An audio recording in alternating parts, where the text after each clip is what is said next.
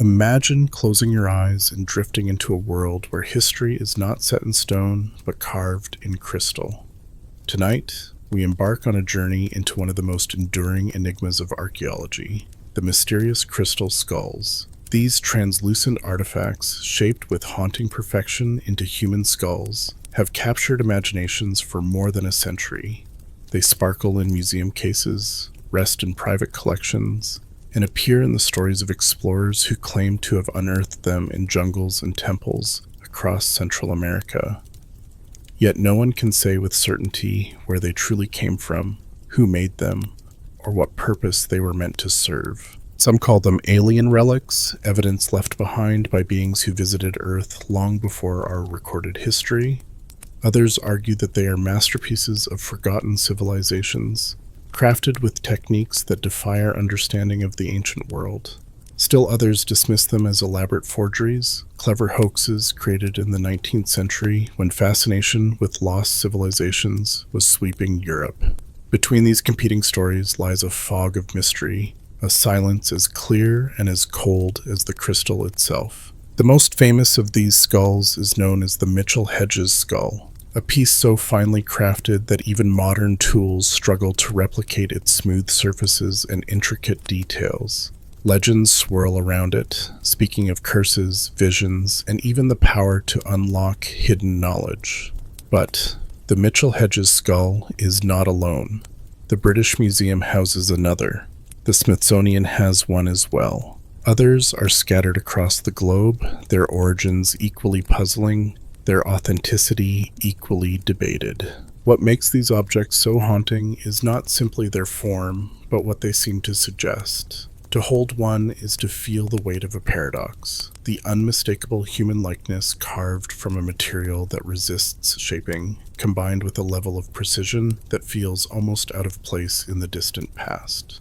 Were they ceremonial objects, sacred offerings, or perhaps something else entirely, a message, a memory, a relic, not of our world, but of another? The myth most often repeated tells of 13 crystal skulls scattered across the earth. According to legend, when brought together, they will reveal a knowledge so profound it could transform humanity. It is a story that sounds like the plot of a movie, yet for some, it resonates like prophecy. Whether these skulls are truly ancient or the products of more recent craftsmanship, their presence in our collective imagination is undeniable. They appear in films, novels, and countless works of speculation, each retelling adding to their aura of mystery. But beyond the myths and legends, there is something undeniably human about the crystal skulls.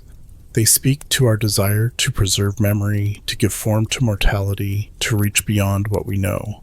They remind us that across cultures and centuries, the image of the skull has been a powerful symbol of death, of life, of transformation. In crystal, that symbol takes on a chilling beauty, transparent yet unyielding, fragile yet eternal. As we explore their history tonight, we will move slowly through the haze of fact and fiction. We will listen to the voices of archaeologists, mystics, skeptics, and believers. We will walk the jungles of Central America, peer into museum vaults, and consider the possibility that these artifacts are fragments of a story far larger than we can imagine. Whether they are relics of alien visitors or ancient masterpieces created by hands long forgotten, one truth remains: they invite us to wonder. So settle into the quiet. Let the weight of the day fall away. The crystal skulls await, gleaming in the shadows of history, whispering of secrets still untold. And as we follow their trail, may their mystery guide you gently toward sleep, where perhaps the answers themselves might appear in dreams. The story of the crystal skulls, as far as historians can trace it, begins not in the ancient temples of Central America, but in the curious and restless minds of 19th century explorers and collectors. It was a time when Europe was fascinated by the idea of lost civilizations. Archaeology itself was still a young discipline, and many expeditions blurred the line between science and adventure. Gentlemen in hats and coats sailed across the Atlantic, trudged through dense jungles, and hacked their way into forgotten cities in search of treasure, glory, or knowledge. Out of this era of daring discovery emerged the first whispers of mysterious skulls made entirely of crystal, found, so it was said, among the ruins of the Maya and the Aztec. The first known crystal skulls appeared in private collections in the mid-1800s. They were said to have been purchased from local traders in Mexico and Central America, though their exact provenance was often left vague, perhaps intentionally so. Collectors at the time were hungry for exotic artifacts, and local markets were eager to satisfy that demand. Traders learned quickly that European buyers were willing to pay handsomely for objects that carried a touch of mystery. Skulls, after all, had long been powerful symbols in Mesoamerican cultures. To the Aztec, they were emblems of life, death, and rebirth. Entire racks of real human skulls, known as tzompantli, once lined their ceremonial spaces. For the Maya, the skull was a sacred reminder of the cycle of existence. It is no surprise, then, that stories of crystal skulls tied themselves naturally to these civilizations, even if the evidence was thin. One of the earliest crystal skulls to surface found its way to Paris, into the hands of Eugène Bobon, a French antiquarian who operated a curiosity shop in the late 19th century. Bobon was a colorful figure, a dealer in artifacts who claimed to have spent years in Mexico and who sold objects to museums and collectors across Europe. Among his wares were not only masks, figurines, and pottery, but also several crystal skulls of varying sizes. He insisted that they were authentic Aztec relics, unearthed in Mexico, and presented them as proof of the artistry and spiritual depth of the people who lived long before European conquest. Museums were eager to acquire such treasures, and some of Bobon's skulls ended up in prestigious institutions, including the Musée de l'Homme in Paris and eventually the British Museum. Yet even at the time, whispers of doubt followed these skulls. Their surfaces were too smooth, their symmetry too precise, their details too flawless. The tools required to achieve such craftsmanship were not known to exist in pre-Columbian Mesoamerica, but skepticism was often drowned out by fascination. To the public imagination, the crystal skulls fit neatly into a romantic narrative. The New World as a place of secrets, where forgotten temples still slept under vines and soil, holding objects of supernatural power. As the 20th century dawned, more crystal skulls began to appear, their origins often tied to vague accounts of jungle expeditions or temple excavations. Some were small, no larger than a fist, while others were life-sized and eerily human in their proportions. The most famous tale emerged in the 1920s when Anna Mitchell Hedges, the adopted daughter of the English adventurer F.A. Mitchell Hedges, claimed to have discovered a skull of extraordinary clarity in the ruins of Luba-Antun, a Maya city in modern-day Belize. According to her story, she found it buried beneath a collapsed altar during an expedition, sunlight catching on the crystal to reveal its haunting shape. The skull was said to be anatomically perfect, with a removable jaw and a gleaming polish that defied explanation. The Mitchell-Hedges skull quickly became the crown jewel of crystal skull lore. Its story was retold in magazines and newspapers, amplified by Anna herself in lectures and interviews across the decades. She spoke of its strange powers, of visions and energies that seemed to emanate from it. Audiences were entranced. At a time when spiritualism and the occult were rising in popularity, the idea of an ancient artifact capable of channeling mysterious forces captured the collective imagination. To skeptics, Anna's story was too convenient, too lacking in documentation. Records suggested the skull had in fact been purchased at auction in London years later, rather than discovered in the jungle. But for believers, the details mattered little. The skull itself, with its ghostly beauty, was proof enough of a mystery. As these stories circulated, legends began to crystallize around the skulls. One of the most enduring was the prophecy of the 13 skulls. According to this myth, 13 crystal skulls exist, scattered across the world, and when reunited they will reveal knowledge of immense importance, perhaps the key to saving humanity from catastrophe. No one could say for sure where this legend originated. Some linked it to the Maya calendar, others to Hopi or Navajo oral traditions, though scholars found no evidence in authentic indigenous sources. More likely, the prophecy was a modern invention, a myth born out of the interplay between New Age spirituality and the allure of ancient mystery. Yet, once spoken, the legend could not be unspoken. It took on a life of its own, weaving itself into books, documentaries, and eventually Hollywood films. Meanwhile, museums and scientists continued to study the skulls. In the early 20th century, curators began to suspect that many were not ancient at all. Microscopic examination revealed tool marks consistent with modern equipment. Some skulls bore traces of rotary wheels, devices unknown to the Aztec or Maya. Tests showed that the quartz used in some skulls came from sources not accessible to pre-Columbian peoples. In 1936, the British Museum publicly declared its crystal skull a likely modern forgery. The Smithsonian eventually reached similar conclusions about its own specimen. Still, even with such announcements, public fascination remains strong. After all, people are not always swayed by scientific reports. A mystery, once alive, is hard to kill. The legend of the crystal skulls persisted through the 1960s and 1970s, a period rich in countercultural exploration of mysticism, extraterrestrials, and alternative history. Writers like Erich von Däniken, whose book Chariots of the Gods popularized the ancient astronaut theory, pointed to the skulls as possible evidence of alien influence. If ancient people could not have carved them, perhaps beings from the stars had left them behind. Others embraced the skulls as spiritual tools, believing they could heal, channel energy, or open the mind to higher consciousness. In New Age communities, gatherings were held where crystal skulls were placed in circles, bathed in candlelight, and meditated upon. Each skull became more than an artifact. It became a personality, a presence, even a teacher. Throughout this evolution of legend, the core mystery endured. No one could say definitively when, where, or how the crystal skulls were made.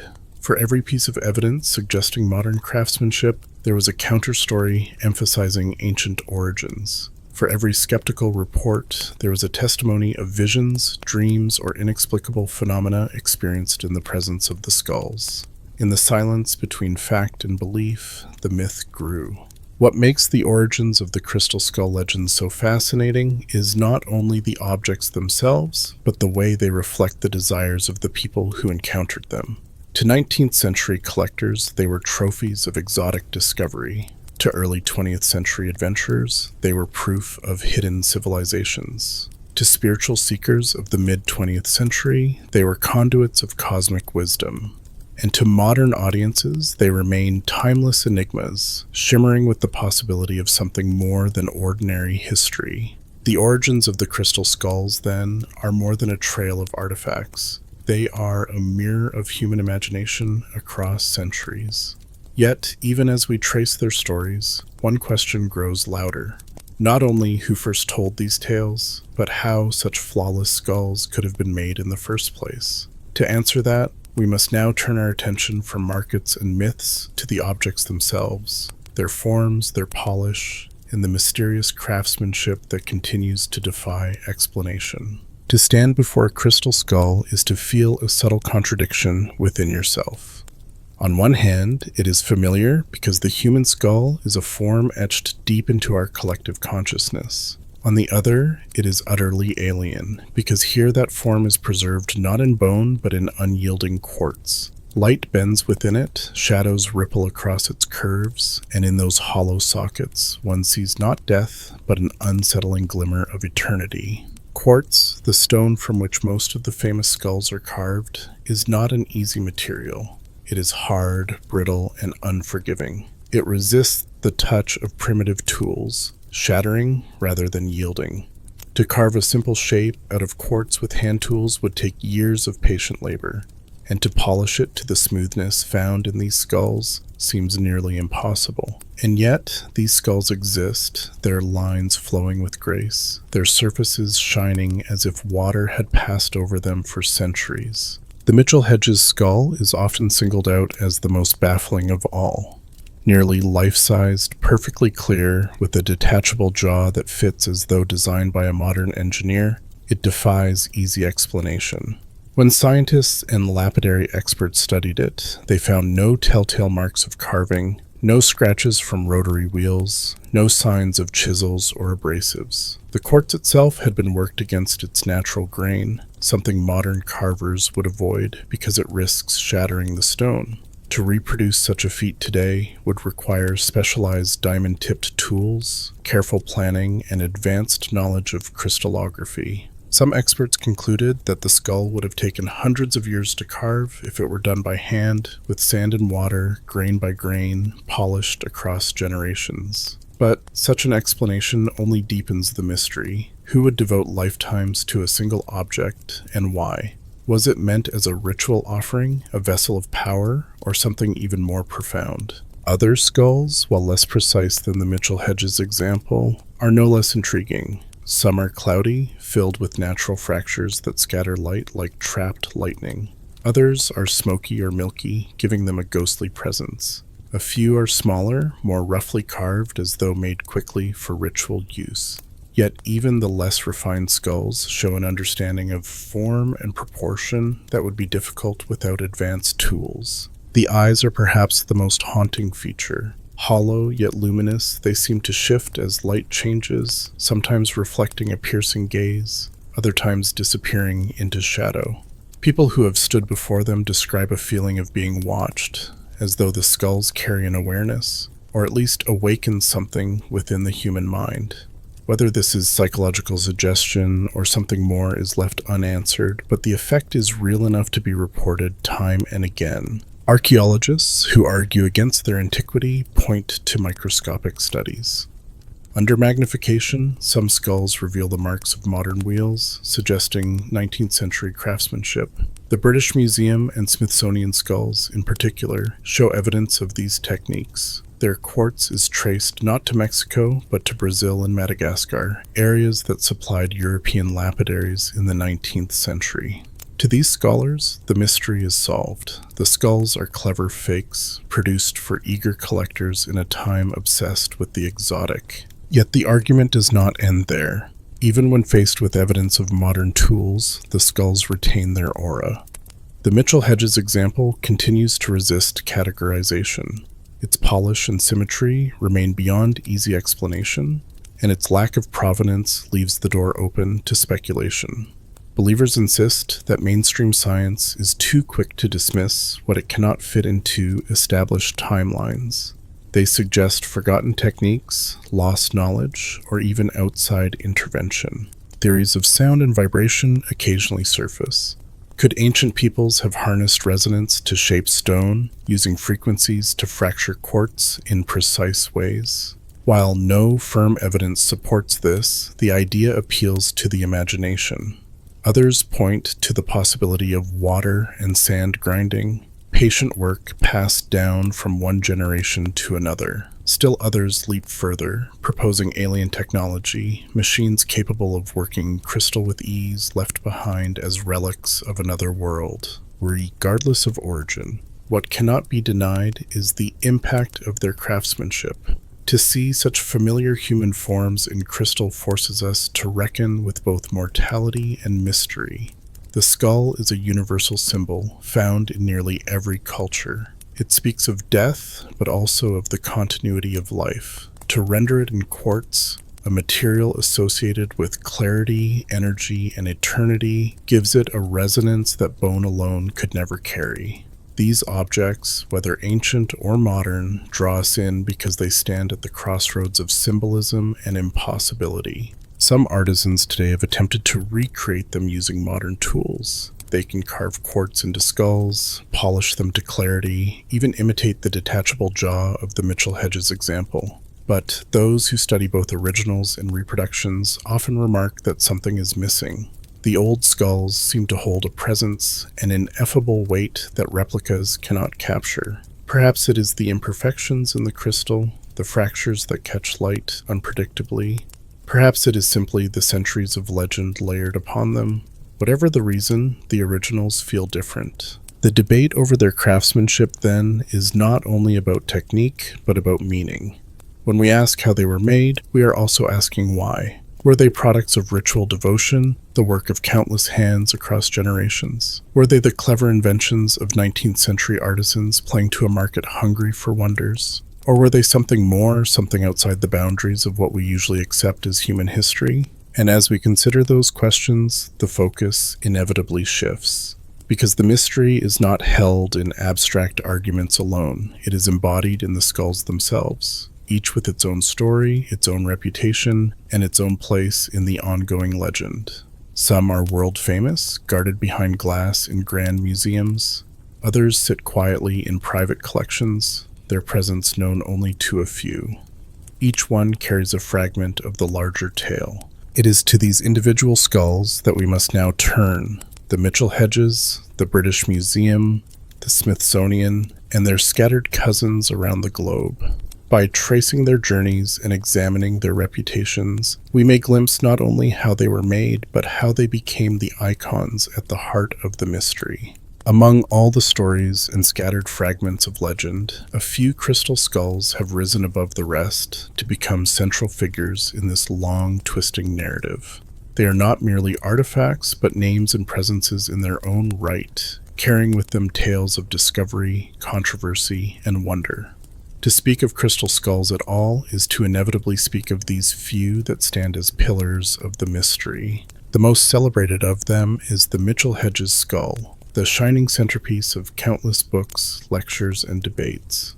Its fame rests as much on the story told about it as on its physical perfection. According to Anna Mitchell Hedges, she discovered the skull in 1924 while accompanying her adoptive father, the explorer Frederick Albert Mitchell Hedges, to the ruins of Luba-on-Toon in present-day Belize. She claimed the crystal caught a ray of sunlight beneath a collapsed altar, revealing its eerie shape. The skull, nearly life-sized and carved from clear quartz, was astonishing, not only for its beauty but also for its craftsmanship. The jaw was a separate piece, fitting smoothly into place, moving with a hinge-like motion that seemed far too advanced for a supposedly ancient object. For decades, Anna recounted this discovery in talks and interviews, embellishing the story with claims of visions and strange energies. She insisted the skull carried powers, that those who came near it sometimes felt heat radiating from its surface or glimpsed images in its depths. Audiences, hungry for mysteries, were entranced. To skeptics, the problem lay not in the skull itself, but in its backstory. Auction records suggest that Frederick Mitchell Hedges may have purchased it in London years after the supposed discovery, but the tale Anna told endured, and the Mitchell Hedges skull became the most famous of them all, shining as the very symbol of the entire crystal skull legend. If the Mitchell Hedges skull stands as the most beloved, the British Museum skull holds the crown of notoriety. Acquired in the late 19th century from Eugène Bobon, the French dealer whose name circles through so many of these stories, it has occupied a prominent place in London for over a century. Larger than the Mitchell Hedges example, cloudy rather than clear, it projects a more imposing presence. When displayed, it draws visitors into long, silent contemplation. For decades, many believed it to be an authentic relic of the Aztec, perhaps even used in ritual sacrifice. In the early 2000s, however, researchers at the museum conducted a more thorough investigation. Under microscopes, they found evidence of modern rotary tools, the kinds of marks that no pre-Columbian culture could have left. They traced the quartz not to Mexico, but to Brazil or Madagascar, both common sources for European lapidary workshops in the 19th century. These findings were enough for the British Museum to declare the skull a likely 19th century creation, not an ancient Aztec treasure. Yet, despite this conclusion, the skull continues to captivate visitors. They linger before it, entranced not by its supposed origin, but by its sheer presence. In the quiet of the gallery, it is easy to forget the technical reports and imagine instead that one is standing before an object that holds centuries of secrets. Across the ocean lies another renowned figure in this gallery of enigmas, the Smithsonian skull. Heavier and larger than the rest, weighing over 30 pounds of quartz, it is less refined in detail, but powerful in mass. Where the Mitchell-Hedges skull shines with lifelike precision, the Smithsonian skull feels monumental, blunt, and almost brutal. For much of its life, it remained in storage, too controversial to display prominently. When finally studied, it too revealed traces of modern carving techniques, suggesting it was a product of the same 19th century fascination that produced the others. But its sheer scale makes it stand apart. To stand before it is to feel not elegance but weight, as though mortality itself has been magnified and set in stone. Paris also holds its own treasure in the Musée du Quai Branly skull, another artifact once connected to Eugène Boban. Similar in style to the British Museum's piece, it bears the same clouded translucence and the same controversies over its origin.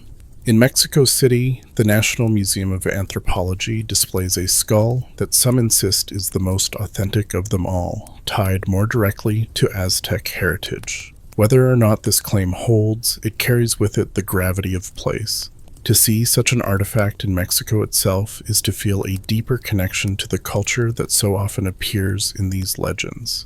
Smaller crystal skulls, less famous but no less intriguing, exist in private collections and regional museums. Some are simple, with rough surfaces and less detail, perhaps crafted more as curiosities than as masterpieces. Others are miniature, palm-sized tokens, their features faint but recognizable. Each one adds another thread to the tapestry, another possibility to the growing legend. What unites these skulls, regardless of their differences, is the aura they project. The Mitchell-Hedges example fascinates because of its clarity and its impossible jaw. The British Museum skull intimidates with its size and its cloudy presence. The Smithsonian skull overwhelms with mass, and the Paris and Mexico examples carry the weight of their institutions. Together, they form a constellation of mystery, each shining with its own light, each reflecting a different facet of the story. For those who believe in their ancient origins, these skulls are the clearest proof that humanity once possessed knowledge long forgotten, or that others, not human, intervened in our history.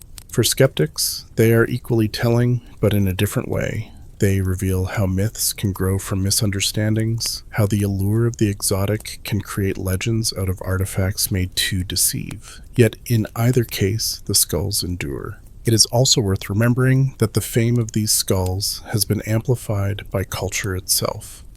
The Mitchell-Hedges skull inspired documentaries and novels, its silhouette recognizable even to those who know little of the legend.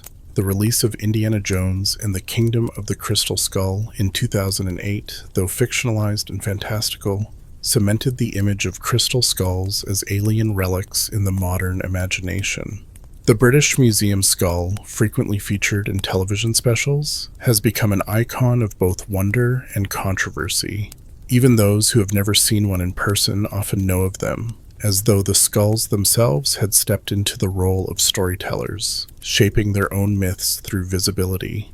What these famous skulls show us most clearly is that objects need not be proven ancient to feel powerful. Their reputations are built not only on stone, but on stories. Stories told by adventurers, dealers, curators, and filmmakers, and retold by audiences across the world. Each skull carries its own legend, but together they amplify one another, making the whole mystery larger than any single artifact could be. And yet, for all the reverence and fascination, the famous skulls are also the stage upon which science has made its most forceful challenges. They are the specimens examined under microscopes, tested for provenance, scrutinized for tool marks. If the legends grew in the warmth of imagination, the counter-narratives grew in the cold light of laboratories and academic study. To understand how the crystal skulls are viewed in the modern world, we must now turn to these voices, the archaeologists and scientists who, over the past century, have sought to strip away legend and replace it with evidence. In the quiet corridors of museums, under the bright lamps of laboratories, and in the dense language of scholarly journals, a very different story about the crystal skulls has been told. While legends speak of ancient mysteries, lost civilizations, or even visitors from the stars, The mainstream voices of archaeology and science have steadily pulled the skulls back toward the ground of human history. Their narrative is not filled with visions or prophecies, but with data, tests, and an insistence on context. From the moment the first crystal skulls appeared in Europe, questions followed them.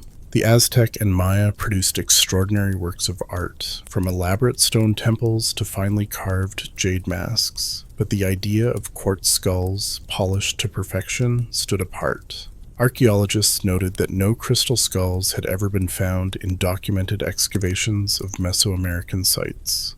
Skulls carved from volcanic rock, clay, or other materials were common, but quartz examples only seemed to appear in the hands of collectors and dealers. This absence of context has been one of the strongest arguments against their antiquity. When the British Museum acquired its skull from Eugène Bobon, curators accepted it as authentic for decades. But as the 20th century progressed, scholars began to look more closely. In the 1960s and 70s, advances in microscopy allowed researchers to study the surfaces of artifacts in new ways.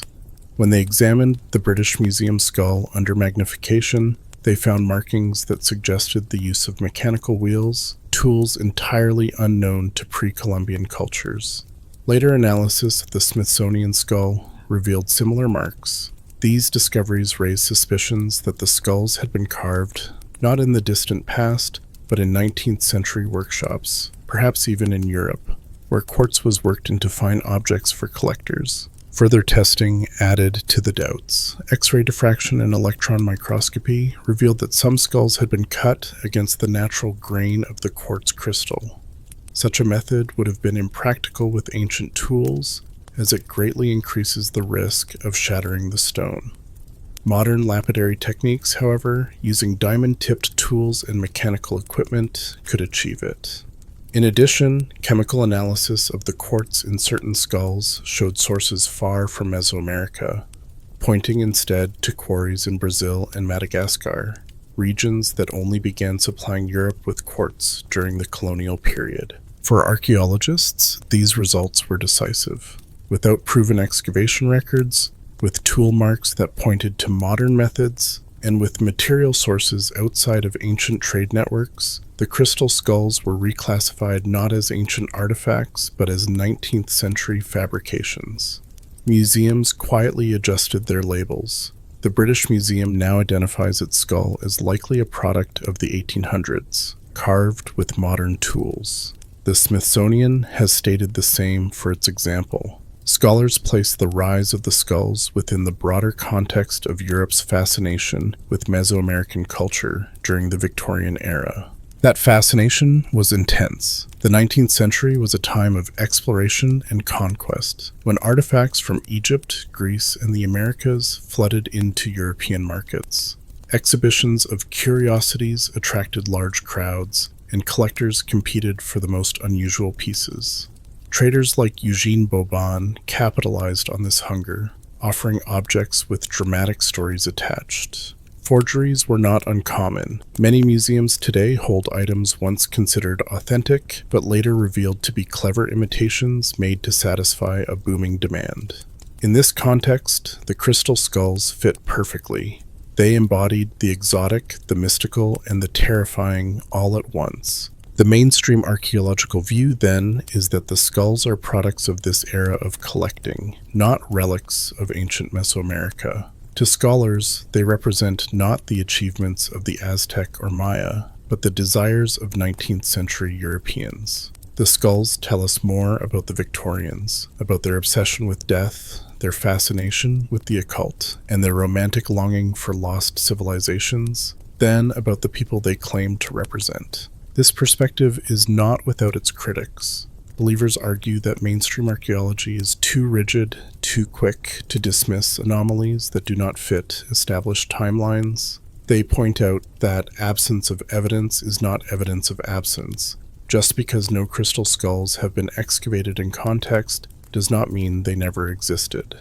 They also note that scientific analysis has not been conducted on every skull, and that some, like the Mitchell-Hedges skull, continue to resist easy explanation. But within the halls of academia, the consensus is firm. The skulls are forgeries or fabrications, fascinating but modern. They are no less worthy of study, however, for they illuminate the interplay between myth and material culture. They show how objects, even when recently made, can acquire legends that stretch backward into imagined antiquity. They demonstrate the human tendency to weave stories around what cannot be explained or what one wishes to believe. Still, even the most cautious scholars admit that the skulls are powerful in their own way. They attract crowds, inspire questions, and hold the attention of those who see them. Even stripped of their supposed antiquity, they remain compelling objects, their craftsmanship and symbolism stirring something deep in the imagination.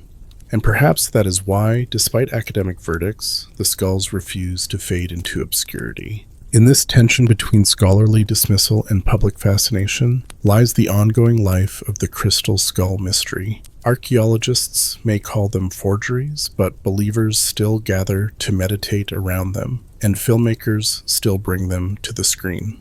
Museums may mark them as 19th century creations, but visitors stand in silence, gazing into their hollow eyes, feeling as though they are standing on the edge of something greater. This clash of perspectives between the skepticism of science and the devotion of those who see more forms the crossroads of the story.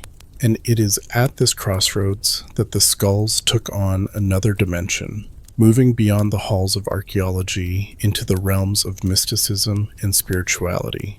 To follow their trail further, we must step into that world, where the skulls are not artifacts to be measured, but vessels of energy, symbols of healing, and conduits to hidden realms. While archaeologists and scientists examined the crystal skulls under microscopes and measured them against the standards of history, another group of seekers approached them with a very different set of questions. For these people, the skulls were not curiosities to be tested, nor were they problems to be solved. They were living presences, conduits of energy, and vessels of forgotten wisdom.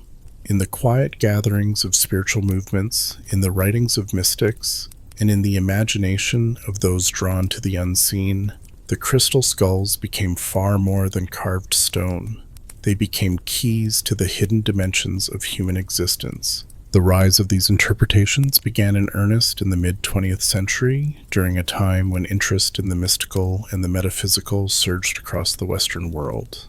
Spiritualism had already laid the groundwork decades earlier, with seances, mediums, and the belief that objects could serve as channels for communication with unseen realms.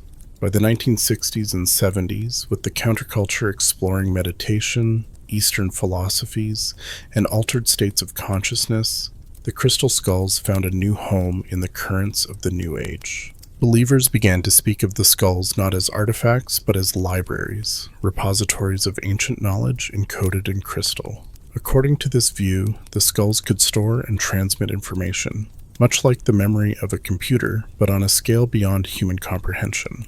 Some linked this idea to the concept of the Akashic Records, a metaphysical archive said to contain the history of every soul and event. To meditate with the crystal skull, they suggested, was to place oneself before a doorway to that infinite record, to glimpse truths hidden from ordinary perception. Reports from those who spent time with the skulls varied. Some claimed to feel vibrations, subtle pulses that resonated in their bodies. Others spoke of warmth radiating from the cold quartz, or of visions that appeared when they gazed into the skull's eyes. A few told of dreams that followed their encounters, dreams vivid and strange, filled with symbols and voices. Whether these experiences were psychological, suggestive, or something more, they accumulated into a body of testimony that gave the skulls an aura of spiritual presence. In gatherings held by New Age groups, crystal skulls were often placed in circles, surrounded by candles or crystals of other kinds. Practitioners would sit in meditation, focusing their attention on the skulls, believing that energy flowed through them. Some saw the skulls as tools for healing, capable of channeling life force into the sick or weary. Others used them as guides for meditation, aids to expand consciousness and connect with higher realms. Each skull was believed to have its own personality, its own resonance, as if it were more than an object, more like a companion on the spiritual path. The myth of the 13 skulls gained new life in this context. Spiritual interpreters spoke of the day when the 13 would be gathered, unlocking a wave of knowledge that could transform humanity. For some, this was a prophecy of healing, a chance for the human race to step into a higher vibration. For others, it was a warning, a reminder that our survival depended on remembering truths long forgotten. The prophecy was told and retold in books, workshops, and retreats, becoming a cornerstone of the skull's mystical reputation. Even beyond New Age circles, the skulls attracted those searching for more. Authors wove them into narratives about Atlantis, suggesting they were relics of that lost civilization, containing records of its downfall. Others connected them to extraterrestrial beings, arguing that their strange precision and energy marked them as gifts from beyond the stars. Theories multiplied, blending myth, science fiction, and spirituality into a tapestry that made the skulls seem inexhaustible in their mystery. What unites all these interpretations is not evidence in the archaeological sense, but experience in the personal sense. For those who believe, the skulls offer something tangible to hold, to gaze upon, to sit with in silence. They are objects that invite imagination, and in that invitation, they become powerful. Whether one feels heat, hears a voice, or simply senses a presence, the experience becomes part of the skull's story, passed along and added to the growing legend. There is also the deep symbolism of the skull itself. Across cultures, the human skull has always carried a dual meaning, a reminder of death and a symbol of transformation. In Tibetan traditions, skull imagery is used in meditation to confront impermanence and awaken awareness. In Mesoamerican ritual, skulls were emblems of cycles, life, death, rebirth. When carved into crystal, the skull takes on a new dimension. It becomes a symbol not of decay, but of clarity, purity, and endurance. The combination of form and material creates an object that naturally lends itself to spiritual interpretation. Critics argue that much of this is projection, that the skulls serve as mirrors for the desires and beliefs of those who encounter them. Perhaps they are right. But even if the power of the skulls comes from belief rather than from the quartz itself, the result is the same. People experience something meaningful. In that sense, the skulls function as sacred objects always have, by focusing human attention and opening pathways into imagination and spirit. Over time, networks of skull guardians formed, individuals who took responsibility for caring for a crystal skull, carrying it to gatherings and allowing others to interact with it. Each skull acquired a name, a personality, and a circle of stories. The guardians spoke of them as allies or teachers, not as possessions. In their view, the skulls chose their keepers, guiding them on journeys that often stretched across years. This living tradition ensured that the skulls did not sit quietly in cases alone, but continued to move through human lives, generating new experiences and fresh myths. It is easy to dismiss such accounts as fantasy, and many do, but it is also true that human beings have always sought meaning in objects. From ancient idols to relics of saints, from carved talismans to sacred stones, people across time have imbued matter with spirit. The crystal skulls stand in this lineage, drawing reverence because they embody something beyond themselves. Whether they hold energies or only the reflections of belief, they continue to function as bridges between the tangible and the transcendent. What is most striking is the persistence of these interpretations, despite the challenges of science. While museums publish reports about modern tool marks and 19th century workshops, spiritual seekers continue to sit in candlelit rooms, gazing into crystal eyes, whispering prayers, or listening for voices. Two worlds coexist, one of measurements and analysis, and one of experience and meaning. The skulls rest at the intersection, claimed by both, fully explained by neither. As we leave the world of laboratories and step into this realm of spirit, the skulls change before us. They are no longer questions of origin or authenticity, but presences alive with meaning. Yet, the mystery does not end here. For even within mystical interpretations, another thread emerges, one that points outward, beyond Earth itself. The idea that these skulls may not only be spiritual tools, but relics of beings who once walked under other stars.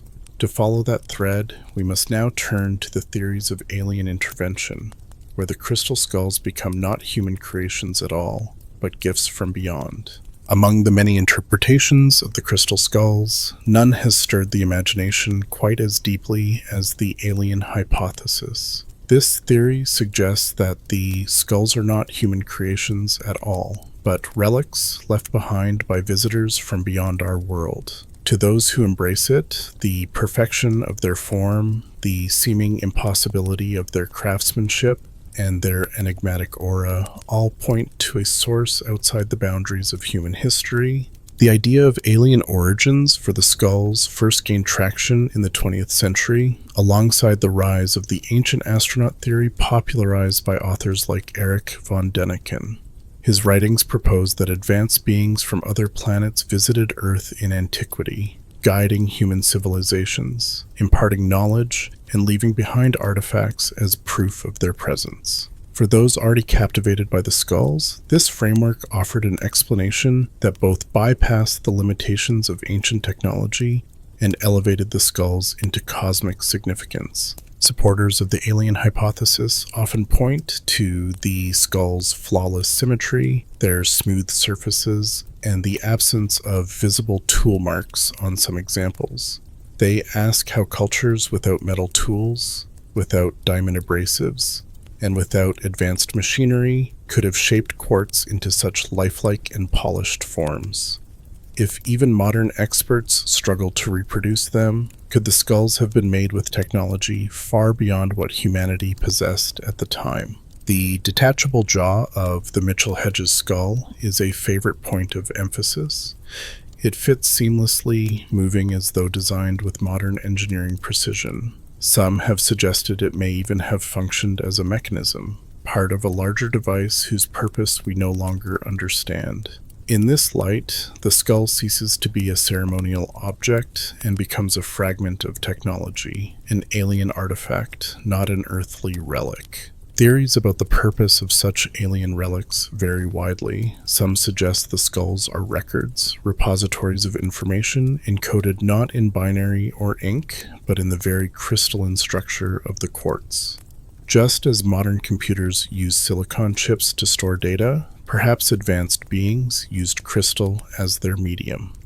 The skulls, then, would be like cosmic hard drives, each one containing knowledge beyond imagination, maps of the stars, histories of civilizations, or even instructions for survival. Others propose that the skulls are not databanks, but energy devices. Quartz is known to vibrate under pressure, a property exploited in modern watches and electronics.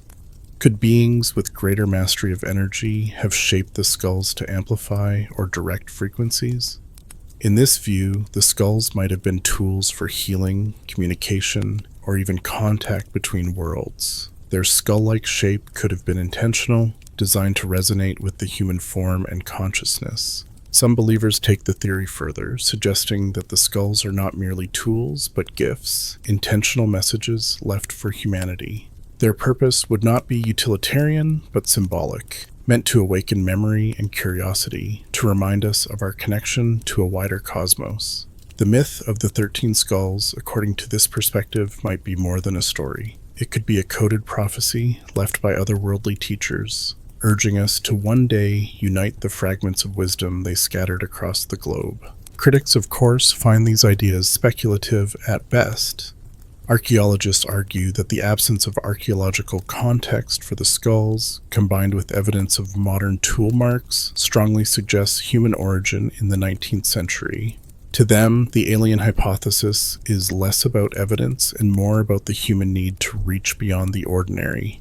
Yet, even skeptics admit that the allure of the idea is undeniable. The skull's appearance, their perfection, their mysterious aura, they all invite questions that resist simple answers. Cultural fascination with alien origins has only amplified the theory. Films, television series, and novels have woven the skulls into narratives of cosmic contact.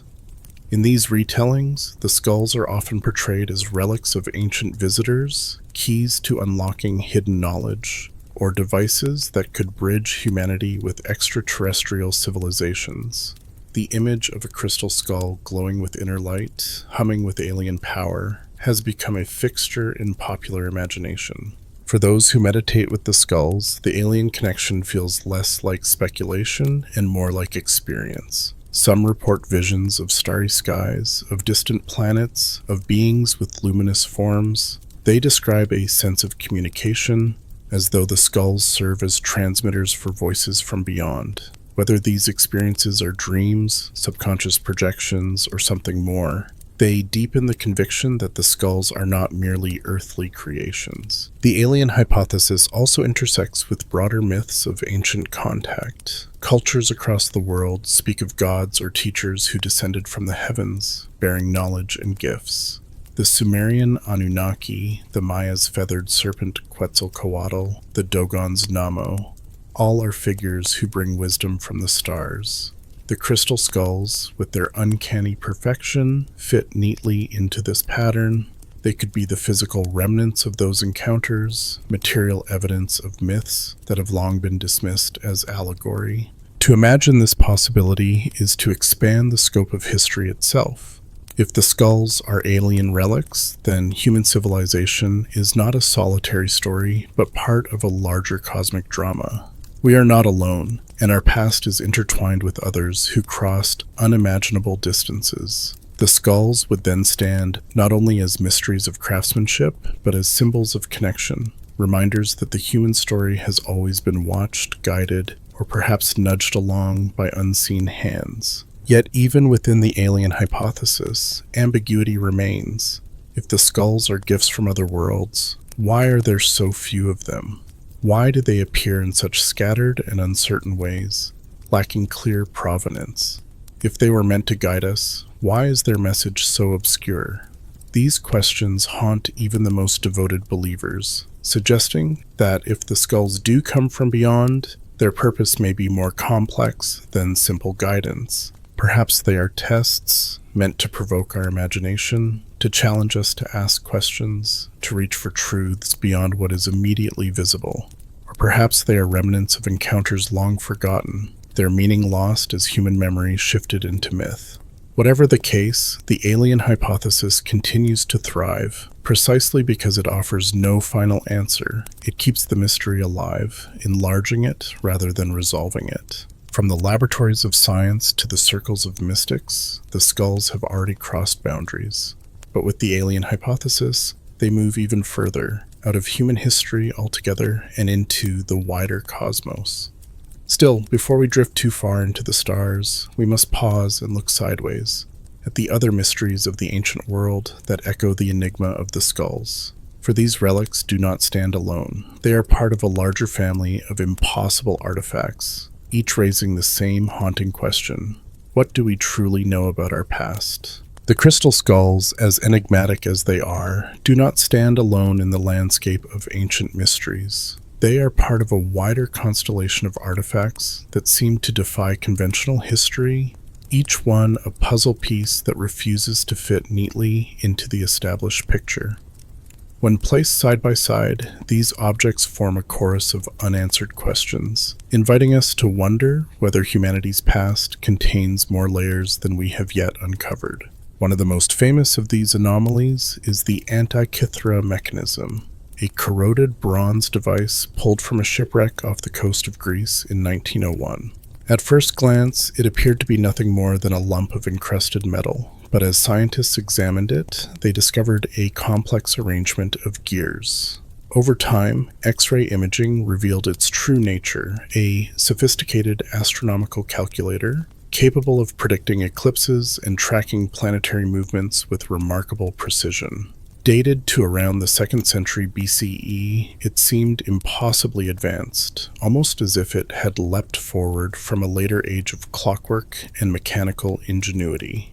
Like the skulls, the Antikythera mechanism forced scholars to rethink assumptions about what ancient people could achieve. If such a device could exist 2,000 years ago, what else might have been possible? Another enigma lies deep beneath the earth in the caves of South America, where giant quartz crystals stretch as tall as trees.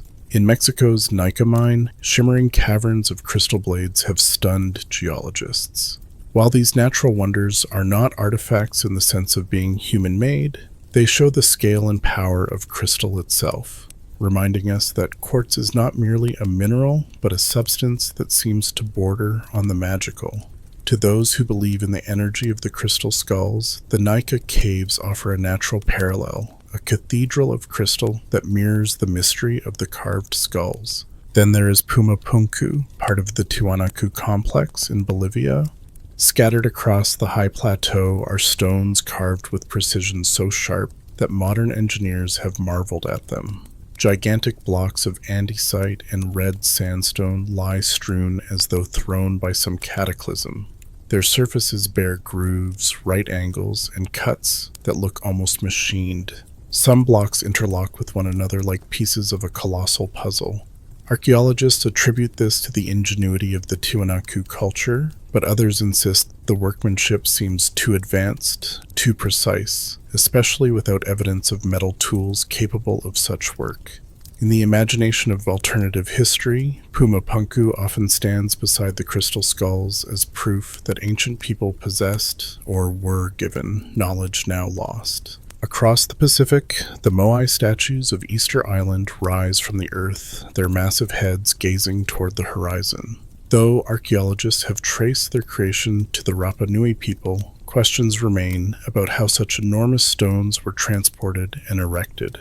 The mystery lies less in the fact of their creation than in the effort it required, suggesting a level of organization and vision that seems astonishing for a small island culture.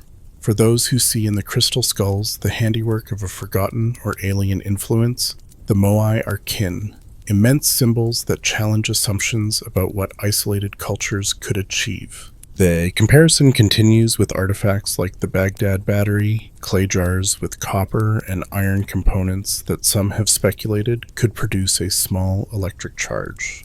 Whether these were truly batteries or merely storage vessels, they stand as reminders that not all of the past is easily understood.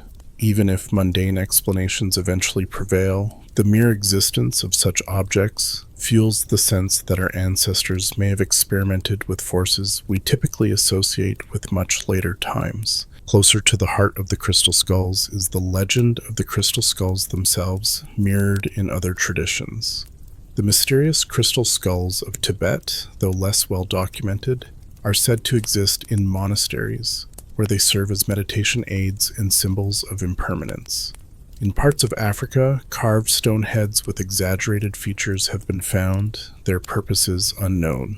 In Europe, the Neolithic passage tombs are decorated with symbols that seem abstract, yet resonate with deeper meaning, like coded messages from across millennia. What links all these artifacts and sites to the crystal skulls is not just their mystery, but the reaction they inspire. In each case, mainstream archaeology provides explanations grounded in context and technology. The Antikythera mechanism, though startling, is understood as a product of Hellenistic genius. Pumapunku, though impressive, is framed as the result of careful craftsmanship and ingenuity. The Moai are explained through trial, error, and communal effort. Yet, alongside these explanations, another narrative always arises, that these objects are too advanced, too precise, or too strange to belong to the timelines we accept. The crystal skulls thrive in this space between explanation and imagination. They are joined by artifacts that seem just as anomalous, each one a reminder that the past still holds secrets. The comparison does not prove anything about alien intervention or forgotten civilizations, but it does reveal something about human curiosity. Faced with the unknown, we look for patterns. We place the skulls beside gears pulled from the sea, stones carved on mountaintops, statues raised on islands, and jars from deserts. And we see a thread, a sense that ancient humanity was more than we thought, or that humanity was not alone. For those who embrace mystical or alien interpretations, these comparisons strengthen the case. If skulls can exist without context, if gears can lie centuries ahead of their time, if stones can be carved with near-machine precision, then perhaps the boundaries of history are not as solid as they seem. If even one of these anomalies is more than it appears, then perhaps all of them are. Skeptics counter that comparisons can be misleading. Each artifact, they argue, has its context, its explanation, and its place in human history. To link them all together is to weave a tapestry of illusion, ignoring the details that reveal their true origins. But even skeptics cannot deny the fascination these objects provoke.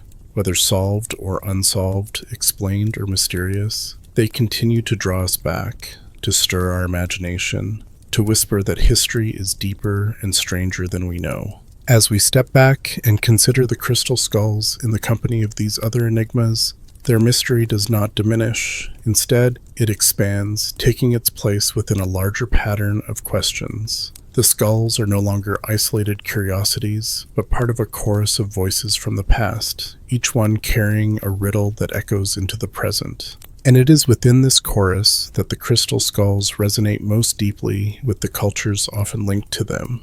To understand their significance more fully, we must now turn to the civilizations of the Maya and the Aztec, the peoples whose imagery, rituals, and myths gave the skull its sacred meaning, and who, according to legend, may have known the secret of these crystals long before the modern world rediscovered them. If the crystal skulls are bound to any cultures by legend and imagination, it is most often to the Maya and the Aztec.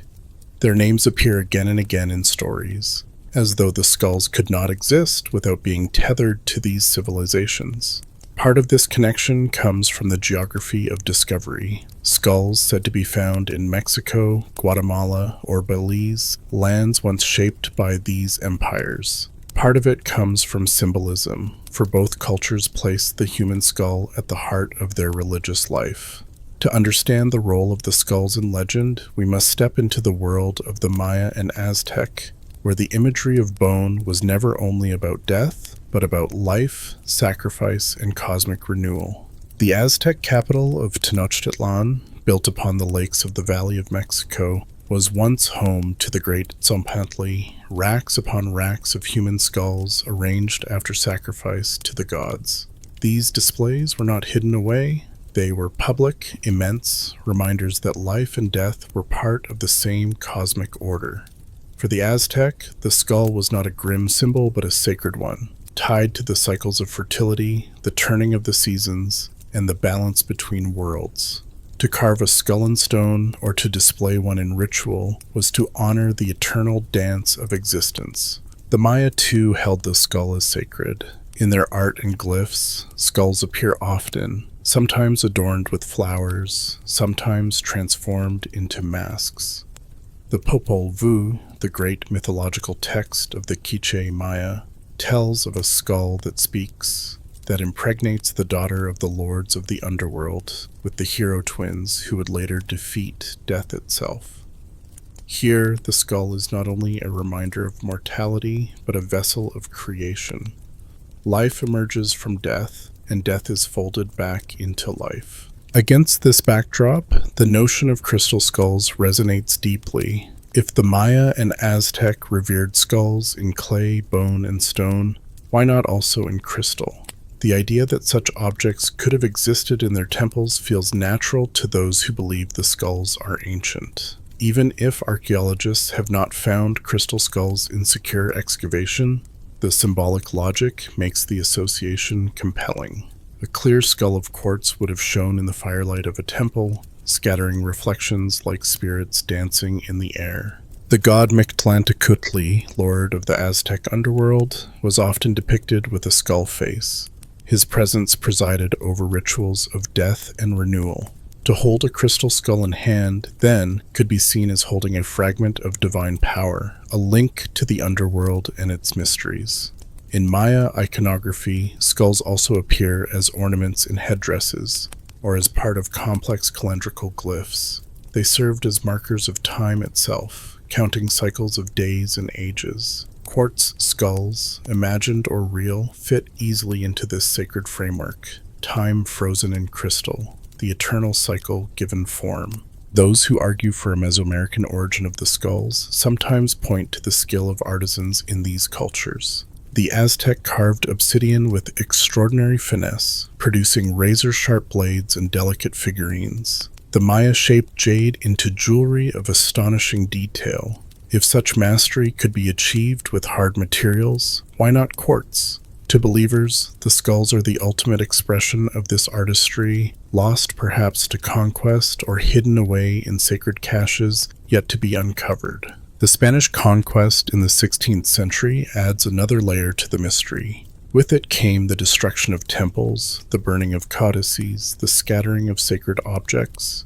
Many treasures of the Aztec and Maya world were lost, melted down, or hidden. It is not impossible, say some, that crystal skulls, if they existed, could have been among the lost. Their sudden appearance in European collections centuries later might then be fragments of what had survived the devastation. Yet the mainstream view remains skeptical. Archaeologists emphasize that no crystal skulls have ever been found in scientifically controlled digs. The Tezonpantli racks, described by conquistadors and depicted in carvings, were made of bone, not crystal. Stone skulls exist in abundance, but they are stylistically distinct from the polished quartz examples that circulate today. The connection to the Aztec and Maya, they argue, is one of projection. Europeans in the 19th century, fascinated by tales of blood and sacrifice, found it fitting to link the mysterious skulls to these cultures. The link was symbolic, not historical. Still, the symbolic link has proven enduring. To those who meditate with crystal skulls today, the presence of Aztec or Maya imagery enhances the sense of authenticity. Workshops and books often frame the skulls within Mesoamerican myth, retelling stories of gods and heroes, cycles of creation and destruction. The myth of the 13 skulls, though modern in origin, echoes the Maya obsession with cycles of time, while the skull racks of the Aztec lend credibility to the imagery of skulls as sacred emblems. In the plazas of Mexico City, near the ruins of Templo Mayor, reconstructed Tzompantli remind visitors of the centrality of skulls in Aztec life. In Guatemala, the glyphs and myths of the Maya continue to speak of skulls as symbols of transformation. To place the crystal skulls within this continuum, whether historically justified or not, gives them weight. They feel less like isolated curiosities and more like echoes of traditions that once flourished. There are also those who blend the ancient with the cosmic. They suggest that the Maya and Aztec did not simply invent their skull rituals, but inherited them from encounters with beings beyond. In this telling, the crystal skulls are not just sacred artifacts, but reminders of contact, fragments of a relationship between humans and the stars. The skulls, placed in temples, would have been both offerings and instruments, bridging earth and sky. Whether one sees the connection as genuine history, symbolic resonance, or imaginative projection, it cannot be denied that the link between crystal skulls and Mesoamerican cultures has shaped the way the mystery is understood. The Aztec and Maya revered the skull as a symbol of the eternal cycle, and the crystal skulls, with their luminous presence, carry that symbolism into the modern imagination. But while the Maya and Aztec connections root the skulls in earthly cultures, another strand of legend carries them into the realm of prophecy. Stories whisper not only of single skulls, but of a sacred number, 13. To move deeper into the mystery, we must now follow that thread, into the myth of the 13 crystal skulls and the promises and warnings it carries for humanity. Among the many threads woven into the story of the crystal skulls, none has proven more enduring than the legend of the 13. It is whispered in books, repeated in workshops, dramatized in films, and passed along in quiet conversations between believers. The tale is simple yet powerful. Somewhere in the world there exist 13 crystal skulls, and when they are brought together, they will reveal a knowledge capable of transforming humanity. The origins of this legend are murky. Unlike the myths of the Maya or the codices of the Aztec, the prophecy of the 13 skulls does not appear in any known pre-Columbian text. Scholars have found no evidence of it in indigenous oral traditions. Instead, it seems to have arisen in the 20th century, woven from strands of spiritual speculation, New Age philosophy, and the fertile imagination of those captivated by the skulls. Yet, the absence of ancient roots has not diminished its power. Like many myths, its force lies not in its provenance, but in its resonance. The number 13 itself carries symbolic weight. In many cultures, it is a number of cycles associated with the lunar calendar, with transformation, and with thresholds between worlds. The Maya calendar included cycles of 13, tying the number to the passage of sacred time. For modern believers, this makes the number a natural fit, a bridge between ancient symbolism and contemporary prophecy. To speak of 13 skulls is to speak of completion, of unity, of a circle closed. According to the legend, the 13 skulls are scattered across the earth, hidden in temples, caves, or private collections. Some say they are watched over by guardians who keep them safe until the appointed time.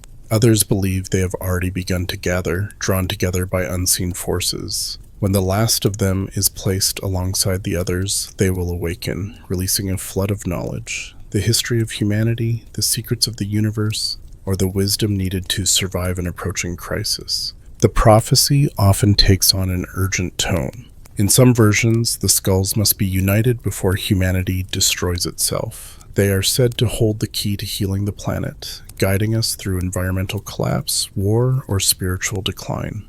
In this sense, they function not only as relics, but as warnings. Their silence becomes a challenge. Will humanity listen before it is too late? Stories of gatherings where multiple skulls are brought together have added fuel to the legend.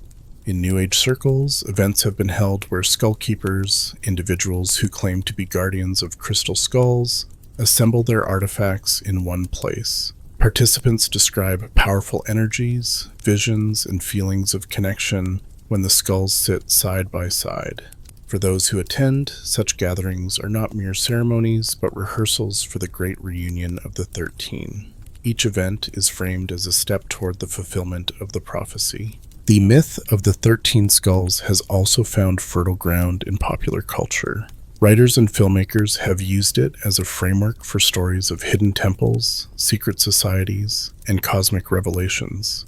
The image of explorers racing to gather skulls before a looming catastrophe appeals to a deep archetype: the quest for unity, the desperate search for knowledge before the end. In this way, the prophecy resonates even with those who do not believe literally in the skull's power.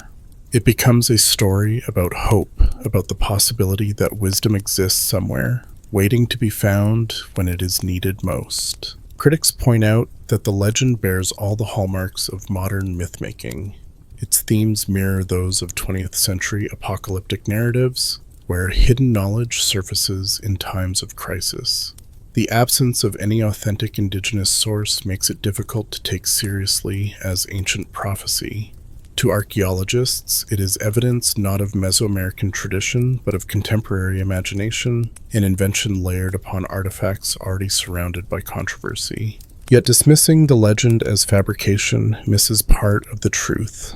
Myths need not be ancient to be powerful. The prophecy of the 13 skulls has taken root precisely because it speaks to modern anxieties and aspirations. In a world facing environmental challenges, rapid technological change, and global uncertainty, the idea that wisdom exists, hidden, waiting, capable of guiding us, offers comfort. The skulls become symbols of unity, reminders that answers may lie beyond division and conflict. For spiritual seekers, the number 13 also represents a threshold.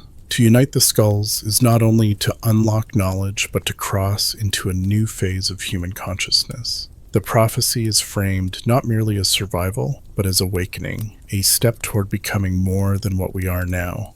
In this sense, the skulls are not only relics or artifacts, but initiatory tools, their reunion a ritual for the planet itself. The legend also mirrors older patterns of thought, where sacred objects are scattered and must be reunited. Tales of fragmented relics appear across cultures. Pieces of a broken sword reassembled to defeat evil, bones of saints brought together for miracles, jewels hidden across the world to restore balance. The 13 skulls fit neatly into this archetypal pattern, making the story feel familiar even as it presents itself as unique. For those who gather around crystal skulls in the present, the prophecy gives their practice a larger meaning. A skull is no longer just an object for meditation or healing. It is part of a greater whole, a fragment of destiny. Guardians speak of their responsibility with reverence, as though entrusted with a piece of the Earth's future. Each skull becomes more than quartz. It becomes a seed of hope. Even skeptics who reject the literal truth of the prophecy sometimes acknowledge its symbolic power. To imagine 13 skulls united is to imagine humanity united, bringing together fragments of knowledge, culture, and experience to form a greater whole. The story then can be seen as a parable for cooperation, for the need to come together before catastrophe overwhelms us. In this light, the prophecy is less about quartz skulls and more about the human condition itself. From myths of alien relics to echoes of Mesoamerican ritual, the skulls have already carried us across worlds. With the legend of the 13, they move into the realm of prophecy, their silence transformed into promise. But legends do not remain confined to rituals or workshops. They spill outward into the collective imagination, into books, films, and media, reshaping the way entire generations encounter the mystery. To follow their journey further, we must now look at the crystal skulls in the realm of popular culture, where they have become icons not only of mystery, but of storytelling itself. Few mysteries have crossed the boundary between archaeology and imagination as fluidly as the crystal skulls. Over the past century, they have become more than disputed artifacts. They have become cultural icons, appearing in novels, films, television programs, and even video games. In popular culture, the skulls have been reborn again and again, each retelling adding a layer of myth, until the line between artifact and story blurs entirely. The most famous of these appearances came in 2008 with the release of Indiana Jones and the Kingdom of the Crystal Skull. In the film, the skulls are presented not as relics of human craftsmanship, but as alien artifacts, keys to unlocking interdimensional power. While archaeologists criticize the movie for playing fast and loose with history, audiences embraced it as another thrilling chapter in the saga of Indiana Jones. The film cemented the image of the skulls in the public imagination as glowing, otherworldly relics charged with energy and danger. For millions who had never read about the British Museum skull or the Mitchell Hedges skull, the movie was their first introduction, and it shaped their perception permanently. But the skulls had entered fiction long before Indiana Jones. In the 1980s and 1990s, they appeared in fantasy novels and speculative histories, often linked to Atlantis, Lemuria, or alien visitors. Authors used them as plot devices, hidden relics that could unlock ancient wisdom, or cursed objects that doomed those who possessed them. Each new story reinforced the aura of mystery, weaving the skulls into a broader tapestry of forbidden knowledge and lost civilizations. Television documentaries and specials also played a major role. Shows exploring the paranormal or alternative history frequently featured crystal skulls, presenting them with dim lighting, ominous narration, and dramatic reenactments. Viewers were invited to believe that the skulls might hold powers beyond science, or that their origins pointed to contact with other worlds. Even when the programs included skeptical voices, the visual presence of the skulls, gleaming, silent, haunting, left an impression of wonder. In the world of gaming, the skulls have also appeared. Adventure games and role-playing stories often use them as mystical artifacts to be sought, guarded, or used to channel power. They function well in this medium because they are instantly recognizable, visually striking, and charged with symbolic weight. A player who encounters a crystal skull immediately understands that it carries importance, even if the story around it is entirely fictional. Popular music, too, has occasionally drawn upon the imagery of the skulls. Album covers and stage designs have used crystal skulls as symbols of mystery, rebellion, or transcendence. The shape of the human skull itself is already iconic, Rendered in glowing crystal, it suggests both mortality and eternity, making it a powerful emblem for artists who want to evoke both the sacred and the unsettling. What makes the crystal skulls particularly compelling in popular culture is their versatility. They can be cast as alien relics, mystical tools, cursed objects, or symbols of enlightenment. They are blank enough to accept any projection, yet distinctive enough to carry their own aura. In this sense, they function much like the skulls themselves do in meditation, mirrors for the imagination, reflecting whatever the storyteller or the audience wishes to see. The presence of the skulls in popular culture has also created a feedback loop. As films and books spread the myth of the skulls, public fascination grows. Visitors come to museums not because they read an academic paper, but because they saw a documentary or a movie. The stories shape expectations, and the artifacts displayed behind glass seem to confirm the stories. In this way, the skulls move back and forth between reality and fiction, feeding each other in an endless cycle. For skeptics, this cycle can be frustrating. Popular culture often magnifies the most sensational interpretations, leaving little room for the nuanced conclusions of archaeology. The skulls are presented as alien relics or prophetic tools, not as possible 19th century forgeries. Yet for others, this is precisely the point. The skulls live in imagination as much as in history, and their cultural power does not depend on authenticity. A forged artifact, once wrapped in enough legend, can become more influential than an authentic one. The impact of the skulls in culture also reflects broader trends. In the 20th century, fascination with lost civilizations, UFOs, and the occult surged, and the skulls became symbols within these movements. In the 21st century, they continue to serve as icons for those searching for mystery in a world that feels increasingly mapped and measured.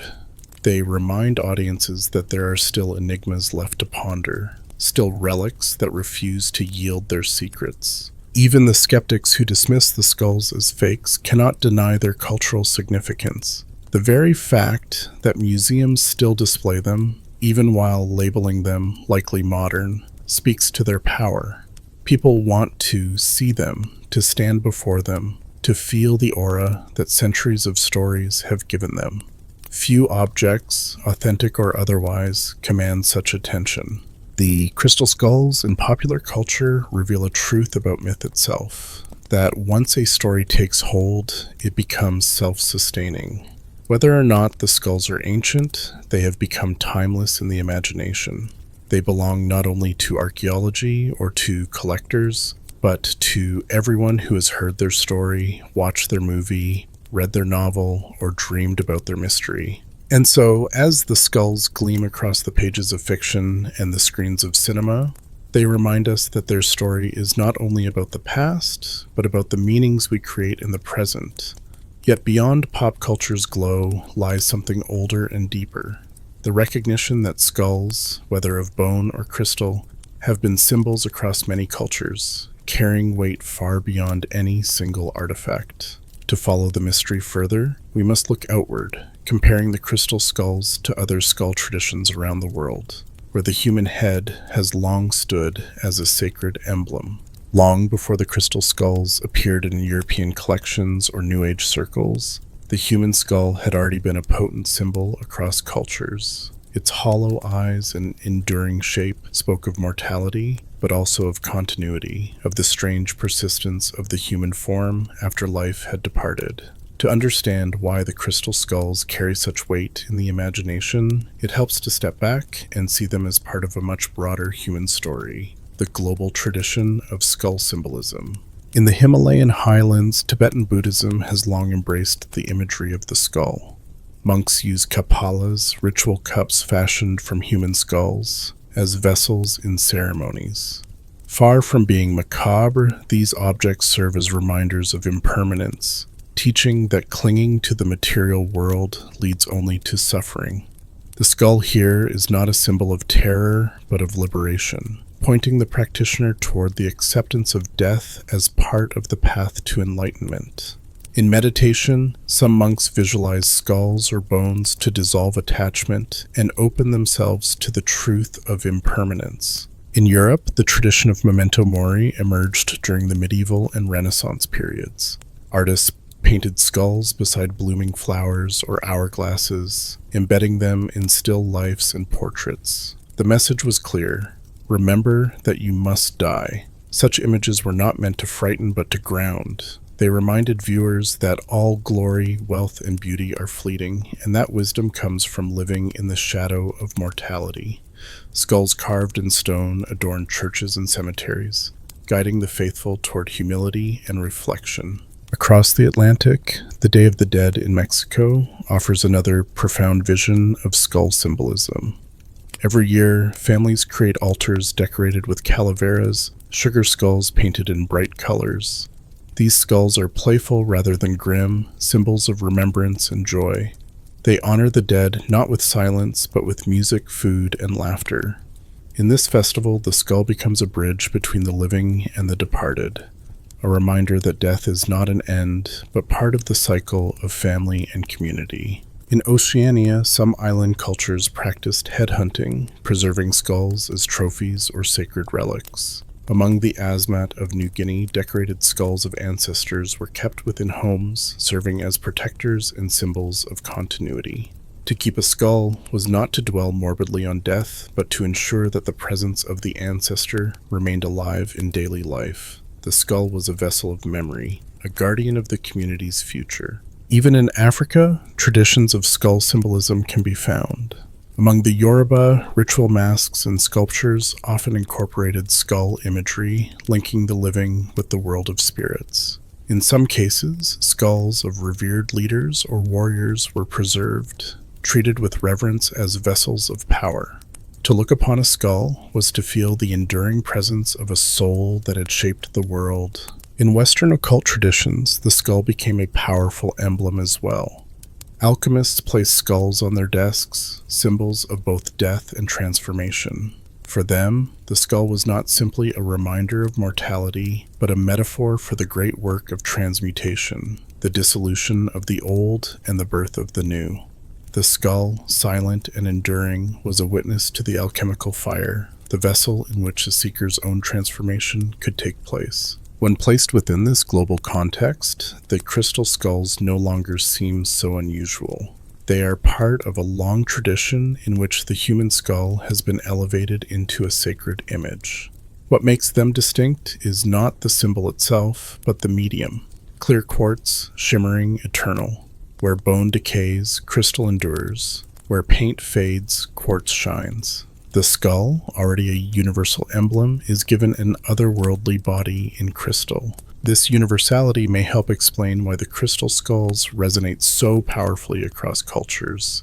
When someone stands before one, whether in a museum or a meditation circle, they are not only seeing a carved object, they are tapping into a reservoir of meaning built over millennia.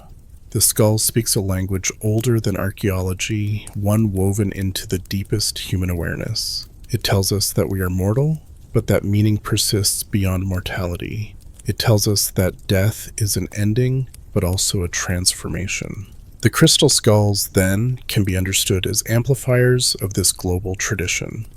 They condense centuries of symbolism into a single gleaming form.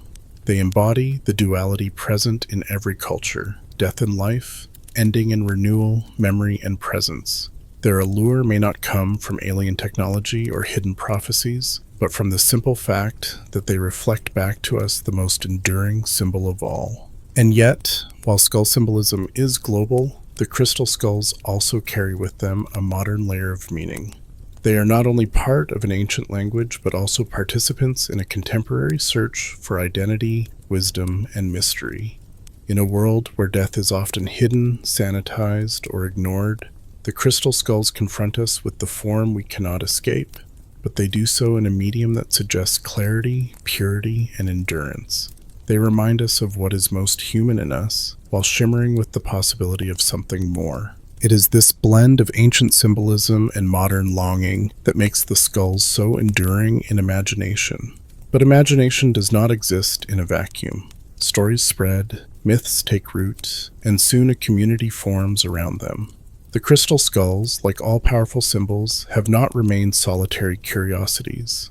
They have become the center of communities, movements, and networks of belief.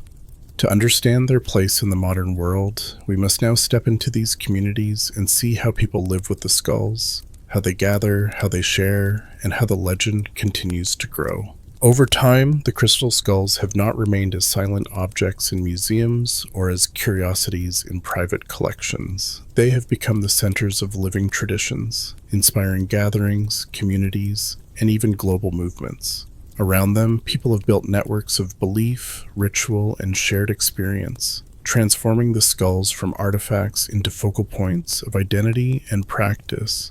These communities often call themselves skull guardians or keepers. The idea is simple but powerful, that each crystal skull chooses its human companion, who becomes responsible for caring for it, carrying it to gatherings, and allowing others to interact with it. Keepers speak of their skulls as partners rather than possessions, living presences that guide them. Some give their skulls names, personalities, and even histories, passed along like family stories. In this way, each skull becomes not just a carved crystal, but a member of a community, imbued with a voice and a place. Gatherings of skull keepers have taken place across the world, from small circles in private homes to larger festivals in parks, retreat centers, and sacred sites. At these events, multiple skulls are placed together, sometimes in circles, sometimes on elaborate altars decorated with candles, flowers, or other crystals. Participants meditate, sing, or sit in silence, believing that when the skulls are united, their energy amplifies. Stories of visions, healing, and profound calm are common, with individuals describing sensations of light or warmth radiating from the circle. The gatherings are not always solemn. They can be joyful, filled with laughter, drumming, and dancing. The skulls, while serious in their symbolism, are also treated as companions of celebration. In some festivals, children are invited to decorate small crystal skulls of their own, learning to see them not as frightening, but as symbols of play, imagination, and connection. In this sense, the skull communities carry forward the same spirit seen in Mexico's Day of the Dead, the blending of reverence and joy, remembrance and life. The internet has expanded these communities beyond physical gatherings. Online forums, social media groups, and video calls now allow keepers to share experiences, photos, and stories across continents. A person in Brazil can show their skull to a group in Europe, while someone in the United States can describe a meditation to friends in Japan. The skulls, once tied to specific places, now exist in a global web of storytelling, their legends spreading faster and wider than ever before. Books and workshops have also flourished. Teachers travel with their skulls, offering seminars on how to connect with them, how to meditate with them, or how to interpret visions that arise in their presence. Each teacher frames the skulls in their own way, some emphasizing healing, others cosmic wisdom, others personal transformation. This diversity of interpretation has allowed the skull communities to remain vibrant, accommodating many paths and perspectives under the same overarching mystery. For some, the skulls are tools of healing. Practitioners place them on the body during energy work, believing the crystal amplifies life force and clears blockages. For others, the skulls are instruments of divination. By gazing into their depths, seekers attempt to glimpse symbols, images, or impressions of what is to come. Others use them as companions for prayer, placing them on altars alongside candles, feathers, or statues of deities. In each case, the skulls act as focal points for human intention, channeling attention into ritual. What is striking about these communities is the sense of relationship they cultivate. People do not speak of the skulls as lifeless stones, but as beings with presence. Some describe them as teachers who whisper guidance. Others see them as record keepers holding memories of ancient times. Still others view them as bridges, linking human consciousness with the earth, the ancestors, or even the stars. These interpretations may differ, but the common thread is the sense of dialogue, that the skulls listen, respond, and participate in the lives of their keepers. Mainstream observers often dismiss such practices as imagination or projection. Yet, to the participants, the experiences are real and meaningful. In many ways, the skull communities function like religious or spiritual groups throughout history. They gather around sacred symbols, tell stories, share rituals, and find belonging in shared belief. The skulls serve as anchors, tangible objects that focus the intangible longings of those who seek connection and meaning. The communities have also played a role in preserving and expanding the legend of the 13 Skulls. Keepers sometimes describe themselves as guardians of one fragment of a greater whole, entrusted with a piece of the prophecy. Gatherings where multiple skulls are brought together are seen as rehearsals or steps toward the eventual uniting of all 13. Each event adds momentum to the myth, ensuring that it does not fade but grows stronger with each retelling. Beyond gatherings and workshops, skull communities often tie their practices to broader movements of spiritual ecology and planetary healing. They see the skulls as allies in the effort to bring humanity into balance with the Earth. Ceremonies are held not only for personal insight, but also for global harmony, with participants focusing their intentions on peace, healing of the environment, or awakening of collective consciousness. In this sense, the skulls are cast as partners in the great challenges of our time, their silence interpreted as an invitation to respond. Not all who encounter the skulls become part of these communities. Many remain curious observers, fascinated by the legends but not drawn into practice. Yet, the existence of these networks shows that the skulls are not passive relics. They are active forces in shaping human behavior, gathering people, and inspiring action. Even if they were carved in the 19th century, their ability to generate living traditions in the 21st shows that they are far more than curiosities. They are catalysts for community. The story of the skulls, then, is not only about the past or about objects hidden in museums. It is about living movements, gatherings, and relationships that continue to evolve. But communities are only one part of the picture. The skulls also invite a quieter, more intimate engagement, one that happens not in groups, but in solitary moments, when an individual sits alone with a crystal skull and listens for what it might reveal. To see this side of the mystery, we must turn next to the personal encounters, the testimonies of those who have looked into crystal eyes and felt something stir within themselves. Beyond the gatherings and communities, the story of the crystal skulls is carried forward by countless personal encounters, moments when an individual sits before one of these gleaming heads of quartz and feels something stir within. These testimonies are as varied as the people who tell them, yet together they form a tapestry of experience that is as much a part of the skull's mystery as any legend or theory. Some who have touched the skulls describe sensations in the body, a sudden warmth in the palms, a tingling in the spine, a vibration that seems to resonate through bone and blood. Others say the skulls remain cold to the touch, but radiate a presence that is felt inwardly, like a quiet pressure at the edge of awareness. For many, the first impression is not physical at all, but emotional, a deep calm, a sense of awe, or an inexplicable sadness, as though the skull holds memories too vast for words. Visions are often reported. Individuals gazing into the eyes of a crystal skull have claimed to see shifting patterns of light, shapes forming and dissolving in the depths of the quartz. Some see faces, landscapes, or scenes from distant times. A few tell of starry skies unfolding in the crystal, as though the skull were a window into the cosmos. Whether these are tricks of light, projections of the mind, or something beyond explanation, they leave lasting impressions.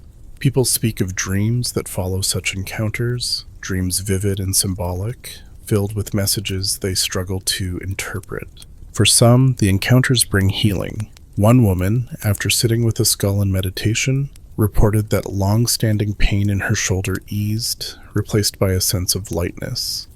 Another described a shift in mood, as though grief that had lingered for years suddenly lifted. Practitioners of energy work often place skulls on the body, claiming they amplify intention and open pathways for balance. The results are difficult to measure, but the testimonies continue, carrying weight because of the sincerity with which they are told. Others speak of guidance. They describe hearing words or impressions that seem to come not from within themselves, but from the skulls. These are not always clear messages. Sometimes they are feelings of direction, a sudden knowing of what step to take next in life. Some keepers of skulls speak of ongoing conversations, saying the skulls are teachers who reveal their lessons slowly, in dreams, meditations, or synchronicities that unfold over time. Skeptics argue that such experiences are products of suggestion. To sit before an object already steeped in legend is to expect the extraordinary, and expectation can shape perception. The mind is adept at finding patterns, at weaving meaning from randomness. A flicker of light in crystal becomes a vision. A moment of calm becomes communication. Yet, even skeptics often acknowledge the intensity of the testimonies. Whether the source is external or internal, the experiences are real to those who have them, and they leave lives changed. Among the most striking encounters are those that involve shared experience. At gatherings, multiple people have reported seeing the same vision or feeling the same sensation at once. One group described a sudden warmth filling the room when several skulls were placed together, with participants independently remarking on the same image of light radiating outward. Such reports defy easy dismissal, though they remain anecdotal. They speak to the collective dimension of the skull's presence, as though the crystal heads invite not only individual reflection, but shared perception. The diversity of testimonies also shows the adaptability of the skulls as symbols. For some, they are healers. For others, they are teachers. For still others, they are mirrors, reflecting back inner truths the person was not ready to see until that moment. In this way, the skulls seem to become whatever is needed, shaping themselves to the longings of those who encounter them. This quality may be why they continue to resonate. They offer no single answer, but instead invite each person into a personal dialogue. Some encounters are fleeting, moments in a museum gallery where a visitor feels inexplicably moved by the silent gaze of a skull behind glass. Others are lifelong, with keepers forming deep relationships that last decades. A person who travels with a skull, sharing it at gatherings and meditations, often speaks of it as a companion, a presence that shapes choices and paths. For them, the skull becomes inseparable from their own story, a thread woven into the fabric of their lives. It is also notable how often these encounters involve transformation.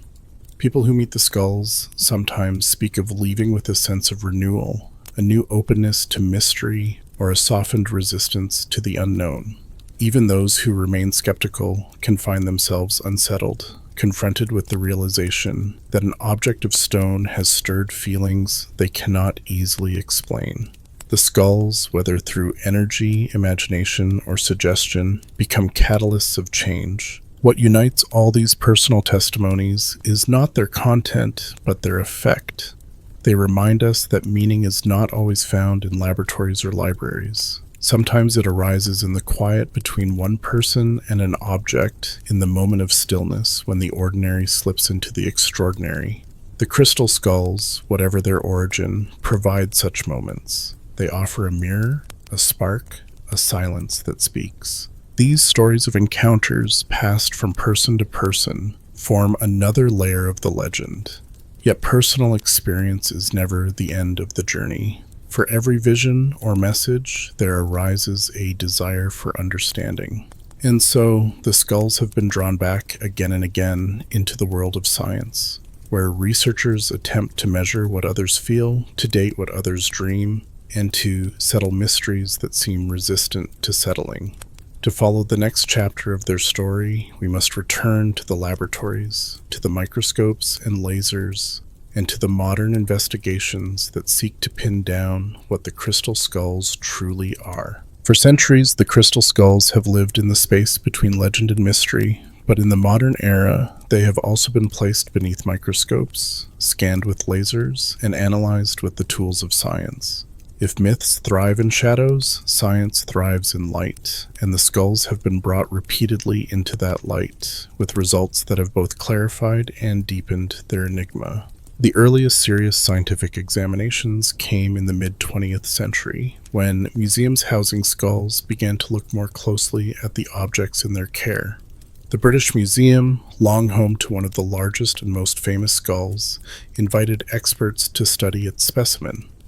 Under magnification, researchers discovered surface markings inconsistent with ancient tools. Instead of the scratches left by sand or stone, they saw fine grooves aligned with the use of rotary wheels, a technology unavailable to pre-Columbian Mesoamerican cultures. This evidence suggested a much later origin, likely the 19th century, when such tools were common among European lapidaries. The Smithsonian Institution reached similar conclusions when it examined its own quartz skull, a massive piece weighing more than 30 pounds. Microscopic study revealed not the roughness of hand-carved abrasives, but the smooth, uniform traces of modern equipment. The quartz itself was traced not to Mexico, but to Brazil or Madagascar, regions that supplied material for European workshops in the 1800s.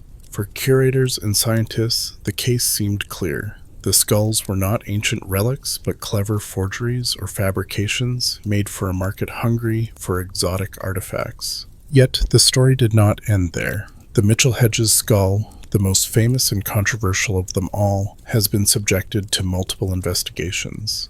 In the 1970s, Hewlett-Packard engineers examined it with advanced equipment.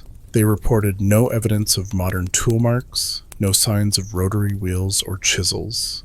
They also noted that the skull had been carved against the natural axis of the crystal, something lapidary experts avoided because of the high risk of breakage. To carve such a piece, they suggested, would have taken extraordinary knowledge or technology beyond what was known in the ancient or even modern world. One engineer famously declared that the skull should not exist. Later studies, however, contradicted these early reports. In the 1990s, further microscopic examination did suggest the presence of modern abrasives.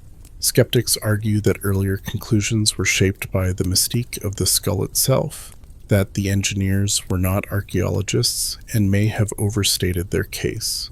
But the fact that even modern tests have produced conflicting results has allowed the debate to continue. Advances in analytical technology have brought new methods to the question. Scanning electron microscopes, X-ray diffraction, and laser analysis have been applied to the skulls in recent decades. These tools provide detailed images of tool marks, crystalline structures, and surface wear. In most cases, they have reinforced the conclusion of modern origin, especially for the British Museum and Smithsonian examples. Tool marks show uniform patterns consistent with metal and diamond-coated wheels.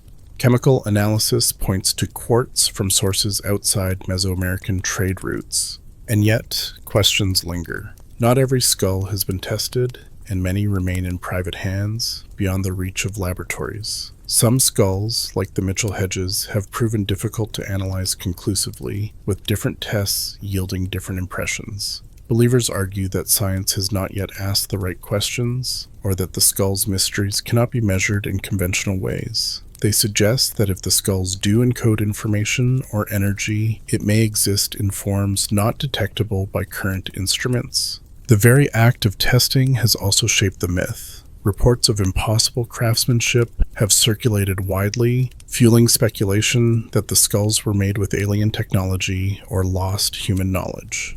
Even when later studies contradicted these claims, the aura of impossibility persisted.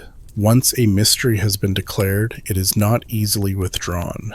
The phrase "should not exist" continues to echo in books and documentaries, long after the caveats have been added. Scientific investigation has also illuminated the broader context of the skulls. Researchers studying the antiquities trade of the 19th century have shown how objects were often fabricated or altered to meet the desires of collectors.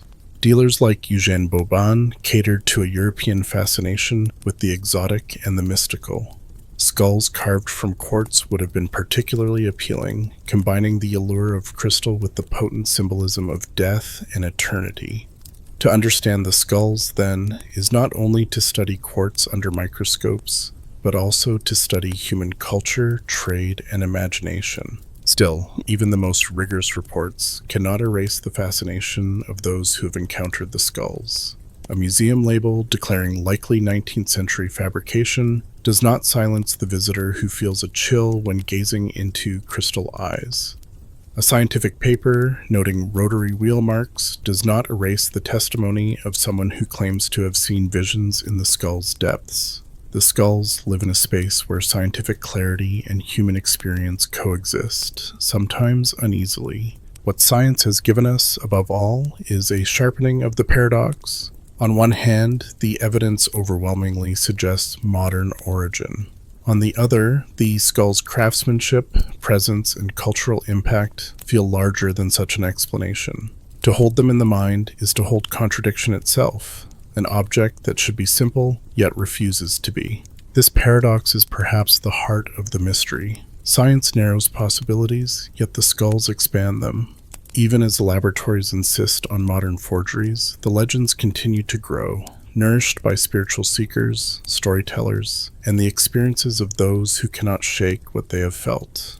To understand the full weight of the skulls, we must look not only at science or spirituality, but at the tension between them, the way myth and fact weave together, sustaining the enigma rather than resolving it. And so we turn next to this intersection, where the crystal skulls live not in one world or the other, but in the space between. Few objects sit so uneasily at the crossroads of myth and fact as the crystal skulls. For more than a century, they have been passed between collectors, studied by scientists, celebrated by mystics, and dramatized by storytellers. At every turn, their identity has been contested. Are they ancient relics or 19th century forgeries? Are they vessels of energy or simply carved quartz?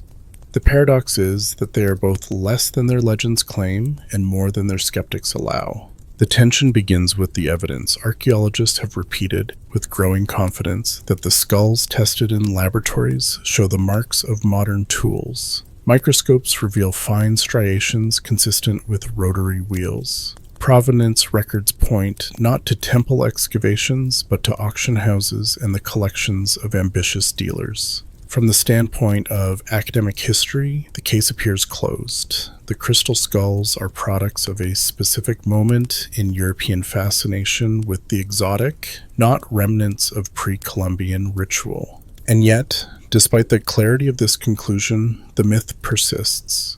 People continue to believe in their antiquity, their powers, their secrets. The tension lies in the resilience of story against fact. Skeptical explanations do little to diminish the aura felt by those who encounter the skulls. If anything, the skepticism sharpens the mystery. When an object is declared inauthentic but still inspires awe, the question shifts from "what is it?" to "why does it matter so much?" Part of the answer lies in the power of symbols. The human skull is among the most universal images in human culture, carrying meanings that stretch across continents and centuries. To see it rendered in crystal is to experience a symbol intensified.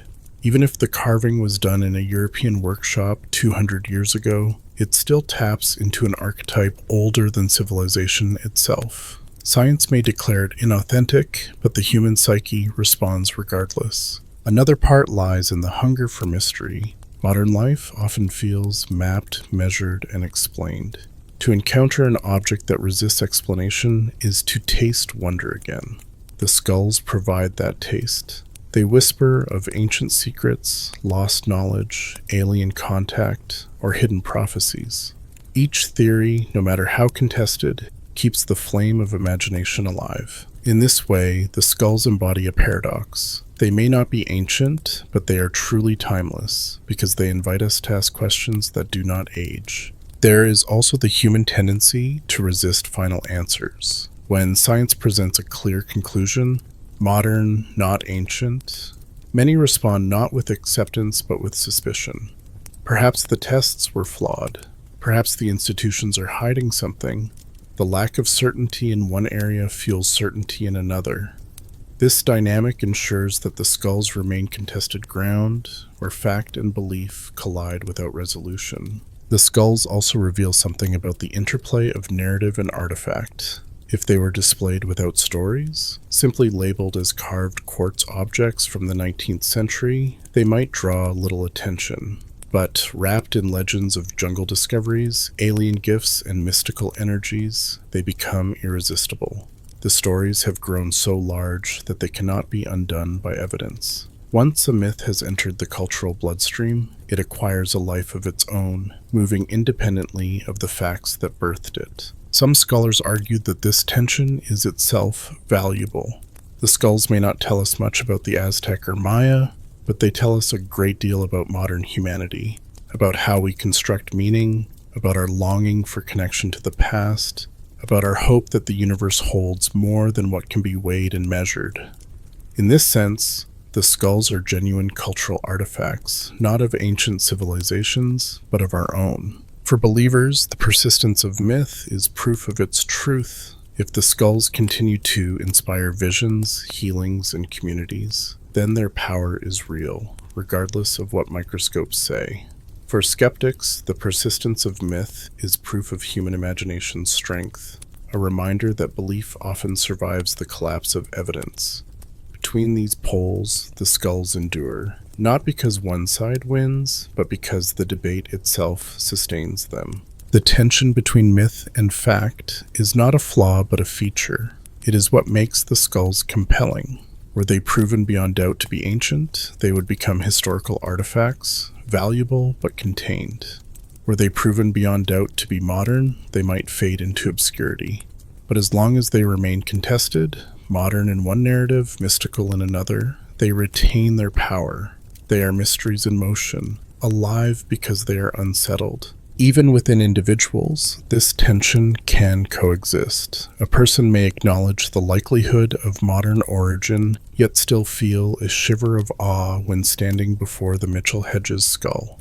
Another may accept that the British Museum skull was carved in the 1800s, but still find meaning in meditating with a crystal replica. Myth and fact are not mutually exclusive. They weave together, creating a fabric stronger than either alone. It is in this weaving that the skulls find their enduring place. They are not simply questions of history or tools of ritual. They are intersections where the measurable and the unmeasurable meet. To step deeper into their story, then, is to step into the realm of symbolism itself, where the skulls are not judged by when they were made, but by what they mean. And it is here, in their symbolic resonance across time, that we must turn next. To search for the truth of the crystal skulls is to wander into the debate between archaeologists and believers, between skeptics and mystics. But to search for their meaning is to enter a different kind of territory, one less concerned with origin and more concerned with resonance. For regardless of whether they were carved in pre-Columbian temples or 19th century workshops, the skulls endure because they symbolize something much larger than themselves. The human skull, across cultures, has always carried a double message. It speaks of death, but it also speaks of survival. Flesh falls away, but the bones remain, silent reminders of the person who once lived. A skull is both an end and a persistence, a gateway and a witness. To carve the skull in quartz crystal intensifies this paradox. Quartz does not decay. It is clear, luminous, and enduring. Combined with the shape of a human head, it becomes a symbol of death transformed into clarity, of mortality turned into immortality. For some, the deeper meaning of the skulls is spiritual. They embody the lesson that life is temporary, but truth is eternal. To meditate on a crystal skull is to face the inevitability of death, while also glimpsing the possibility of transcendence. The skull says, "You will die," but the crystal says, "What matters will endure." In this tension lies the root of their allure. For others, the skulls are symbols of knowledge, legends that describe them as repositories of information, libraries encoded in crystal, are not taken literally by everyone. Yet, even metaphorically, the idea resonates. The skull, seat of the brain, already represents thought and memory. A skull made of crystal suggests perfect knowledge, unclouded by decay or forgetfulness. It becomes a metaphor for clarity of mind, for wisdom preserved beyond time. There is also the symbolism of vision. The hollow sockets of a skull, empty in bone, are in crystal filled with refracted light. To look into them is to see shifting images, as if the skull itself were gazing back. In this way, the skulls symbolize the act of reflection. They do not simply present a face, but mirror the viewer's own imagination. What one sees in them, visions, fears, hopes, may say more about the seeker than the object. The skulls thus become symbols of self-discovery, their silence inviting inner dialogue. On a collective level, the crystal skulls symbolize humanity's relationship with mystery itself. They are objects that resist categorization, that defy easy answers, and so they represent the unknown. In a world increasingly explained by science, the skulls remain unexplained, and this alone makes them powerful. They remind us that not everything can be pinned down, that mystery has a place in the human experience. To hold mystery is to hold possibility, and the skulls embody that possibility. Even skeptics who dismiss mystical claims can acknowledge this symbolic dimension. A museum visitor, told that a skull is likely a forgery, may still feel awe when standing before it. The meaning does not vanish with authenticity, it transforms. The skull becomes a symbol not of ancient wisdom, but of human imagination, the power of story to create realities as enduring as stone. In this sense, the skulls teach us that truth is not only about facts, but also about the meanings we build around them. Their symbolism also adapts to the age. In times of colonial expansion, they symbolize the exotic and the mysterious other. In the counterculture of the 1960s and 70s, they symbolized cosmic connection and spiritual awakening. In today's world, facing environmental crises and global uncertainty, they symbolize unity and survival, the legend of 13 skulls promising knowledge to save humanity. The skulls endure not because their meaning is fixed, but because it shifts with the needs of those who look upon them. In art, the skulls symbolize the blending of beauty and dread. They gleam with light, yet they are reminders of death. They are delicate and fragile, yet heavy and enduring. They reflect a truth that humans have always grappled with, that beauty and mortality are inseparable, that clarity often comes through confronting endings. This paradox gives them aesthetic as well as spiritual power, making them subjects of paintings, sculptures, and stories. The skulls also carry a symbolic message about humanity's place in the cosmos. For those who see them as alien gifts, they symbolize connection beyond Earth, a reminder that humanity is not alone. For those who see them as human creations, they symbolize the heights of artistry and imagination, proof that people will always strive to make the impossible tangible. In either case, the skulls tell us that we are part of something greater, whether it is the universe's vastness or the depth of human creativity. To some, the deeper meaning of the skulls lies in their silence. They do not explain themselves. They offer no clear message, no definitive purpose. And yet, in their silence, they compel us to wonder, to imagine, to seek. In this way, the skulls symbolize the role of mystery in human life. They remind us that not everything must be solved. Some things exist simply to draw us into contemplation. Seen in this light, the crystal skulls are not merely artifacts or curiosities. They are mirrors of our own humanity, symbols of death, life, knowledge, imagination, and the unknown. Their deeper meaning is not locked in quartz, but reflected in us. And as with all symbols, their power grows as they move through time, gathering new interpretations with each generation. To understand how they have traveled so far and endured so long, we must now follow their journey into modern hands, into the collections, the museums, and the keepers who continue to carry them into the present day. Today, the crystal skulls live many different lives. Some rest quietly behind glass in museums, labeled with cautious notes about their likely origins. Others sit in private homes, treated as sacred companions by their keepers. A few travel the world, carried to gatherings where they are placed in circles and offered to groups for meditation. Wherever they are found, they continue to inspire stories and stir imaginations. In museums, the skulls attract steady streams of visitors. The British Museum skull, though officially described as a 19th century creation, remains one of the most popular artifacts in its gallery. Visitors pause before it, staring into its cloudy depths, often unaware of the debates surrounding its authenticity. To them, it is a mysterious object, and mystery itself is enough to hold attention. The Smithsonian skull, heavier and less refined, has spent much of its time in storage, but is occasionally displayed for research or special exhibitions. Each time it appears, it reignites fascination, proving that even when labeled as modern, the skulls command a presence that cannot be ignored. Private collections tell a different story. Many skulls have left the public eye, passing into the care of individuals who see themselves not as owners but as guardians. These keepers often speak of being chosen by their skulls, as though the crystals had a will of their own. They host gatherings, workshops, and ceremonies, allowing others to experience the skulls in intimate settings. For participants, these meetings feel less like museum visits and more like encounters with living beings. The skulls are named, treated with reverence, and spoken of as teachers or companions. Some skulls have become travelers. They are carried from country to country, appearing at conferences, festivals, or retreats. Gatherings may bring dozens of skulls together, their keepers arranging them in circles on altars. Participants meditate in their presence, believing that the combined energy of multiple skulls creates a field greater than the sum of its parts. Testimonies from such events often describe visions, heightened awareness, or feelings of connection to the earth and cosmos.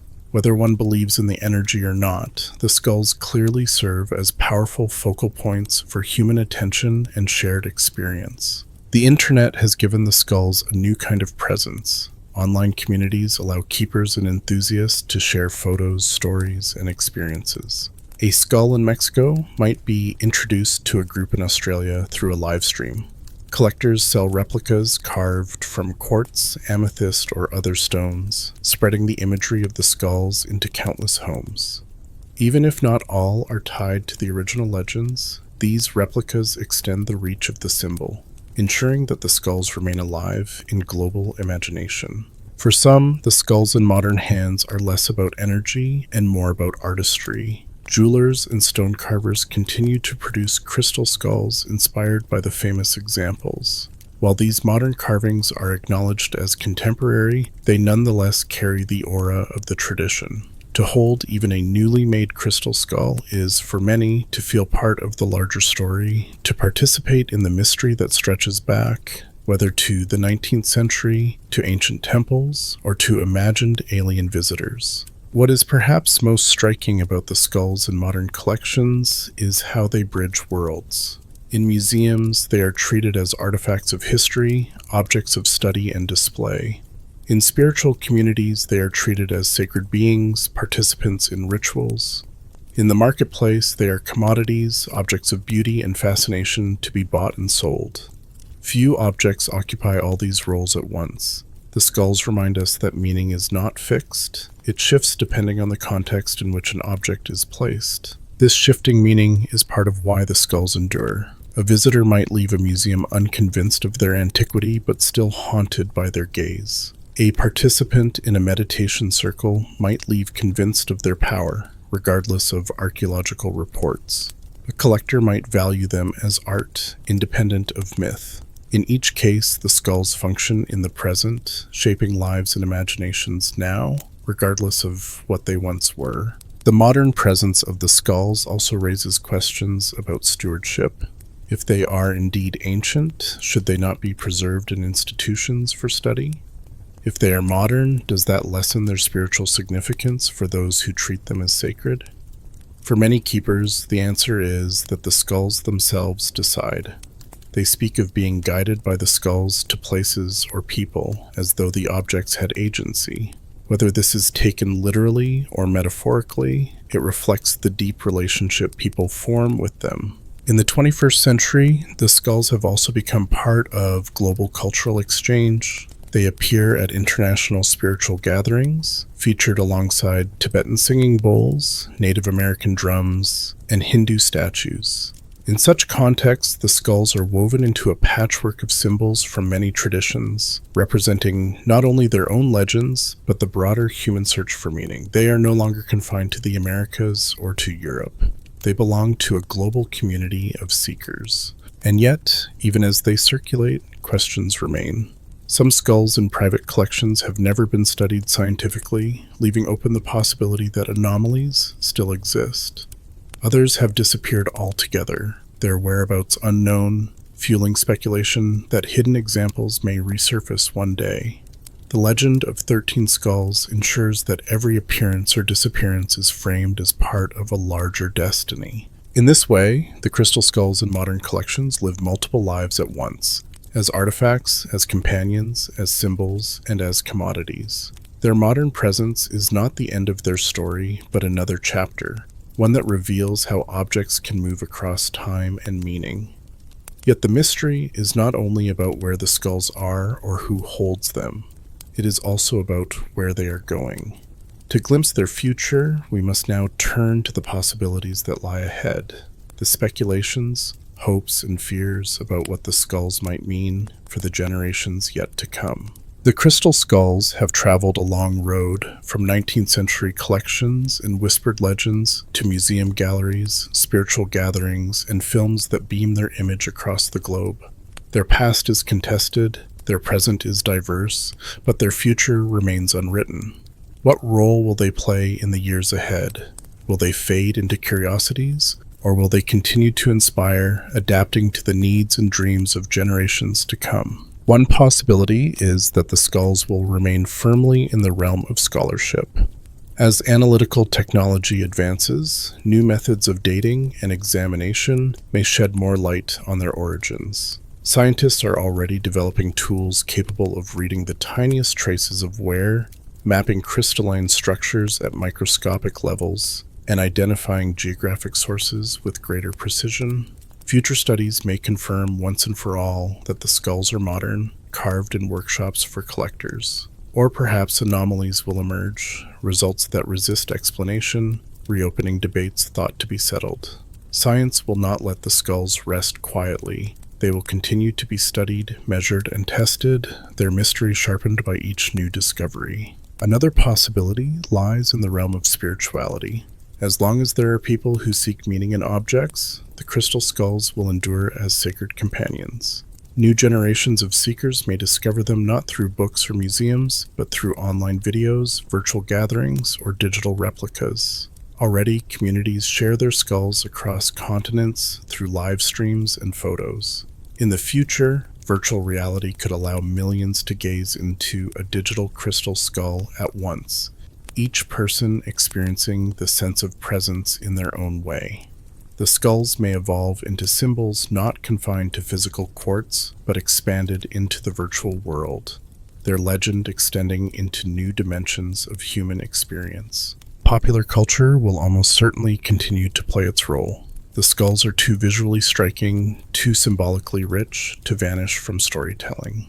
Future films may reimagine them as alien relics, mystical keys, or portals to other worlds. Novels and games will continue to use them as plot devices, feeding the cycle of myth and imagination.